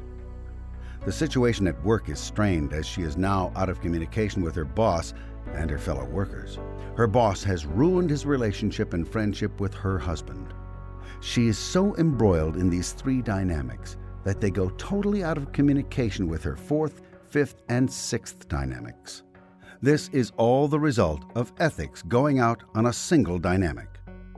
The repercussions spread insidiously to all the dynamics. Our survival is assured only by our knowledge and application of ethics to our dynamics in order to keep them in communication.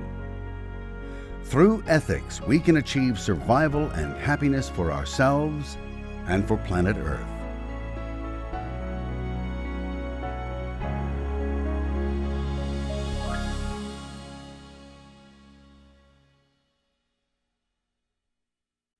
In closing, the true story of Scientology.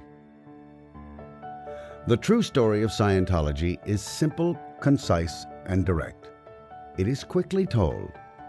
1. A philosopher developed a philosophy about life and death. 2. People find it interesting. 3.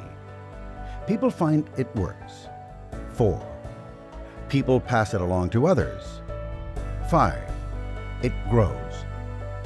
When we examine this extremely accurate and very brief account, we see that there must be in our civilization some very disturbing elements for anything else to be believed about Scientology. These disturbing elements are the merchants of chaos. They deal in confusion and upset. Their daily bread is made by creating chaos. If chaos were to lessen, so would their incomes. The politician, the reporter, the medico, the drug manufacturer, the militarist and arms manufacturer, the police and the undertaker, to name the leaders of the list, fatten only upon the dangerous environment. Even individuals and family members can be merchants of chaos. It is to their interest to make the environment seem as threatening as possible, for only then can they profit. Their incomes, force, and power rise in direct ratio to the amount of threat they can inject into the surroundings of the people. With that threat, they can extort revenue, appropriations, heighten circulations, and recompense without question. These are the merchants of chaos. If they did not generate it and buy and sell it, they would, they suppose, be poor. For instance, we speak loosely of good press. Is there any such thing today? Look over a newspaper. Is there anything good on the front page? Rather, there is murder and sudden death, disagreement and catastrophe. And even that, bad as it is sensationalized to make it seem worse. This is the cold-blooded manufacture of a dangerous environment. People do not need this news, and if they did, they need the facts, not the upset. But if you hit a person hard enough, he can be made to give up money. That's the basic formula of extortion. That's the way papers are sold. The impact makes them stick. A paper has to have chaos and confusion. A news story has to have conflict, they say. So there is no good press. There is only bad press about everything. To yearn for good press is foolhardy in a society where the merchants of chaos reign. Look what has to be done to the true story of Scientology in order to make it a news story by modern press standards. Conflict must be injected where there is none. Therefore, the press has to dream up upset and conflict. Let us take the first line. How does one make conflict out of it? 1. A philosopher develops a philosophy about life and death. The chaos merchant has to inject one of several possible conflicts here. He is not a philosopher, they have to assert. They are never quite bold enough to say it is not a philosophy, but they can and do go on endlessly as their purpose compels them in an effort to invalidate the identity of the person developing it. In actual fact, the developer of the philosophy was very well grounded in academic subjects and the humanities, probably better grounded in formal philosophy alone than teachers of philosophy in universities. The one-man effort is incredible in terms of study and research hours, and is a record never approached in living memory. But this would not be considered newsworthy. To write the simple fact that a philosopher had developed a philosophy is not newspaper-type news, and it would not disturb the environment. Hence the elaborate news fictions about one above. Then take the second part of the true story. People find it interesting. It would be very odd if they didn't, as everyone asks these questions of himself and looks for the answers to his own beingness. And the basic truth of the answers is observable in the conclusions of Scientology. However, to make this news, it has to be made disturbing. People are painted as kidnapped or hypnotized and dragged as unwilling victims up to read the books or listen. The chaos merchant leaves 3 very thoroughly alone. It is dangerous ground for him. People find it works. No hint of workability would ever be attached to Scientology by the press, although there is no doubt in the press mind that it does work. That's why it's dangerous. It calms the environment. So any time spent trying to convince press Scientology works is time spent upsetting a reporter. On 4, people pass it along to others, press feels betrayed.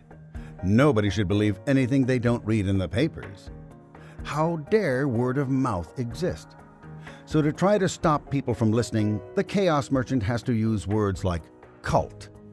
That's a closed group, whereas Scientology is the most open group on earth to anyone. And they have to attack organizations and their people to try to keep people out of Scientology. Now as for 5, it grows, we have the true objection. As truth goes forward, lies die. The slaughter of lies is an act that takes bread from the mouth of a chaos merchant. Unless he can lie with wild abandon about how bad it all is, he thinks he will starve. The world simply must not be a better place according to the chaos merchant. If people were less disturbed, less beaten down by their environments, there would be no new appropriations for police and armies and big rockets, and there'd be not even pennies for a screaming sensational press. So long as politicians move upward on scandal, police get more pay for more crime, medicos get fatter on more sickness, there will be merchants of chaos. They're paid for it.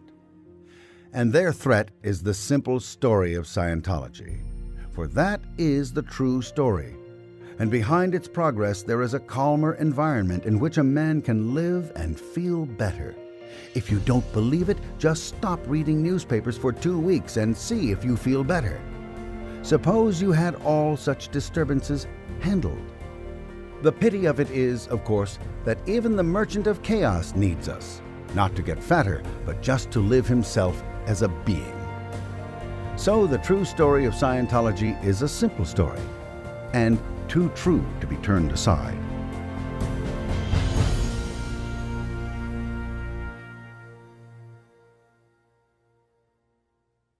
Epilogue.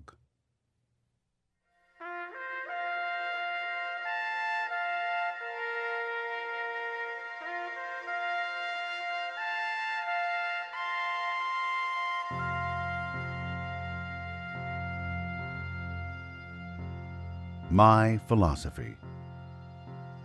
The subject of philosophy is very ancient. The word means the love, study, or pursuit of wisdom or of knowledge of things and their causes, whether theoretical or practical. All we know of science or of religion comes from philosophy. It lies behind and above all other knowledge we have or use. For long regarded as a subject reserved for halls of learning and the intellectual, the subject to a remarkable degree has been denied the man in the street. Surrounded by protective coatings of impenetrable scholarliness, philosophy has been reserved to the privileged few. The first principle of my own philosophy is that wisdom is meant for anyone who wishes to reach for it. It is the servant of the commoner and king alike, and should never be regarded with awe. Selfish scholars seldom forgive anyone who seeks to break down the walls of mystery and let the people in. Will Durant, the modern American philosopher, was relegated to the scrap heap by his fellow scholars when he wrote a popular book on the subject, The Story of Philosophy. Thus, brickbats come the way of any who seek to bring wisdom to the people over the objections of the inner circle.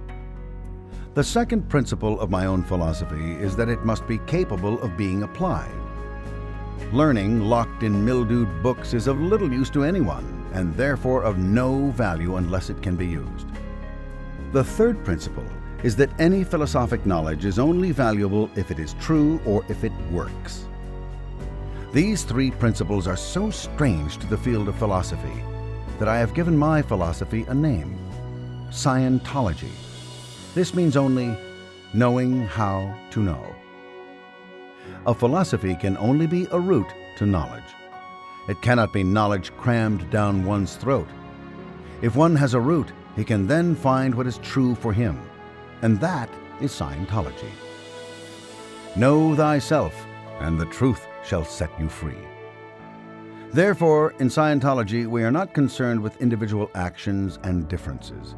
We are only concerned with how to show man how he can set himself or herself free. This, of course, is not very popular with those who depend upon the slavery of others for their living or power, but it happens to be the only way I have found that really improves an individual's life. Suppression and oppression are the basic causes of depression. If you relieve those, a person can lift his head, become well, become happy with life. And though it may be unpopular with the slave master, it is very popular with the people. Common man likes to be happy and well. He likes to be able to understand things, and he knows his route to freedom lies through knowledge. Therefore, since 1950, I have had mankind knocking on my door. It has not mattered where I have lived or how remote. Since I first published a book on the subject, Dianetics, the Modern Science of Mental Health, published in May 1950. My life has no longer been my own. I like to help others and count it as my greatest pleasure in life to see a person free himself of the shadows which darken his days. These shadows look so thick to him and weigh him down so that when he finds they are shadows and that he can see through them, walk through them, and be again in the sun, he is enormously delighted. and I am afraid I am just as delighted as he is. I have seen much human misery. As a very young man, I wandered through Asia and saw the agony and misery of overpopulated and undereducated lands. I have seen people uncaring and stepping over dying men in the streets. I have seen children less than rags and bones. And amongst this poverty and degradation, I found holy places where wisdom was great, but where it was carefully hidden and given out only as superstition. Later, in Western universities, I saw a man obsessed with materiality, and with all his cunning, I saw him hide what little wisdom he really had in forbidding halls and make it inaccessible to the common and less favored man. I have been through a terrible war and saw its terror and pain uneased by a single word of decency or humanity. I have lived no cloistered life, and hold in contempt the wise man who has not lived and the scholar who will not share. There have been many wiser men than I, but few have traveled as much road. I have seen life from the top down and the bottom up. I know how it looks both ways, and I know there is wisdom and that there is hope. Blinded with injured optic nerves and lame with physical injuries to hip and back at the end of World War II, I faced an almost non-existent future. My service record states, this officer has no neurotic or psychotic tendencies of any kind whatsoever. But it also states, permanently disabled physically.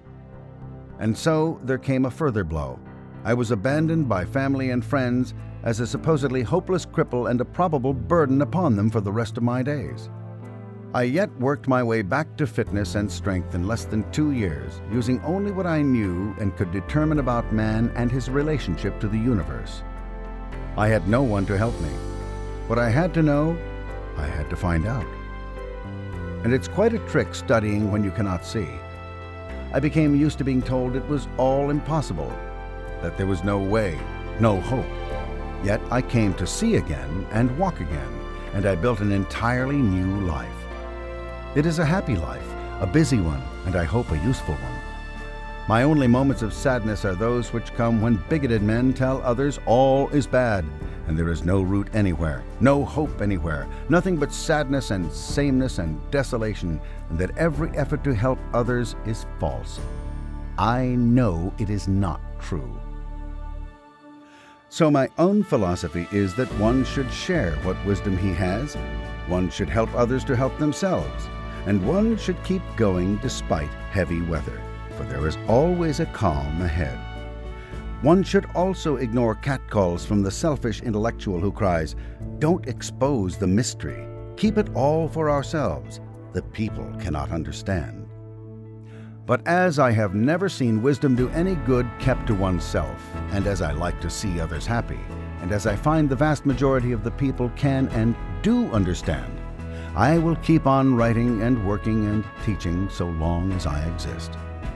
For I know no man who has any monopoly upon the wisdom of this universe. It belongs to those who can use it to help themselves and others. If things were a little better known and understood, we would all lead happier lives. And there is a way to know them, and there is a way to freedom. The old must give way to the new. Falsehood must become exposed by truth. And truth, though fought, always in the end prevails.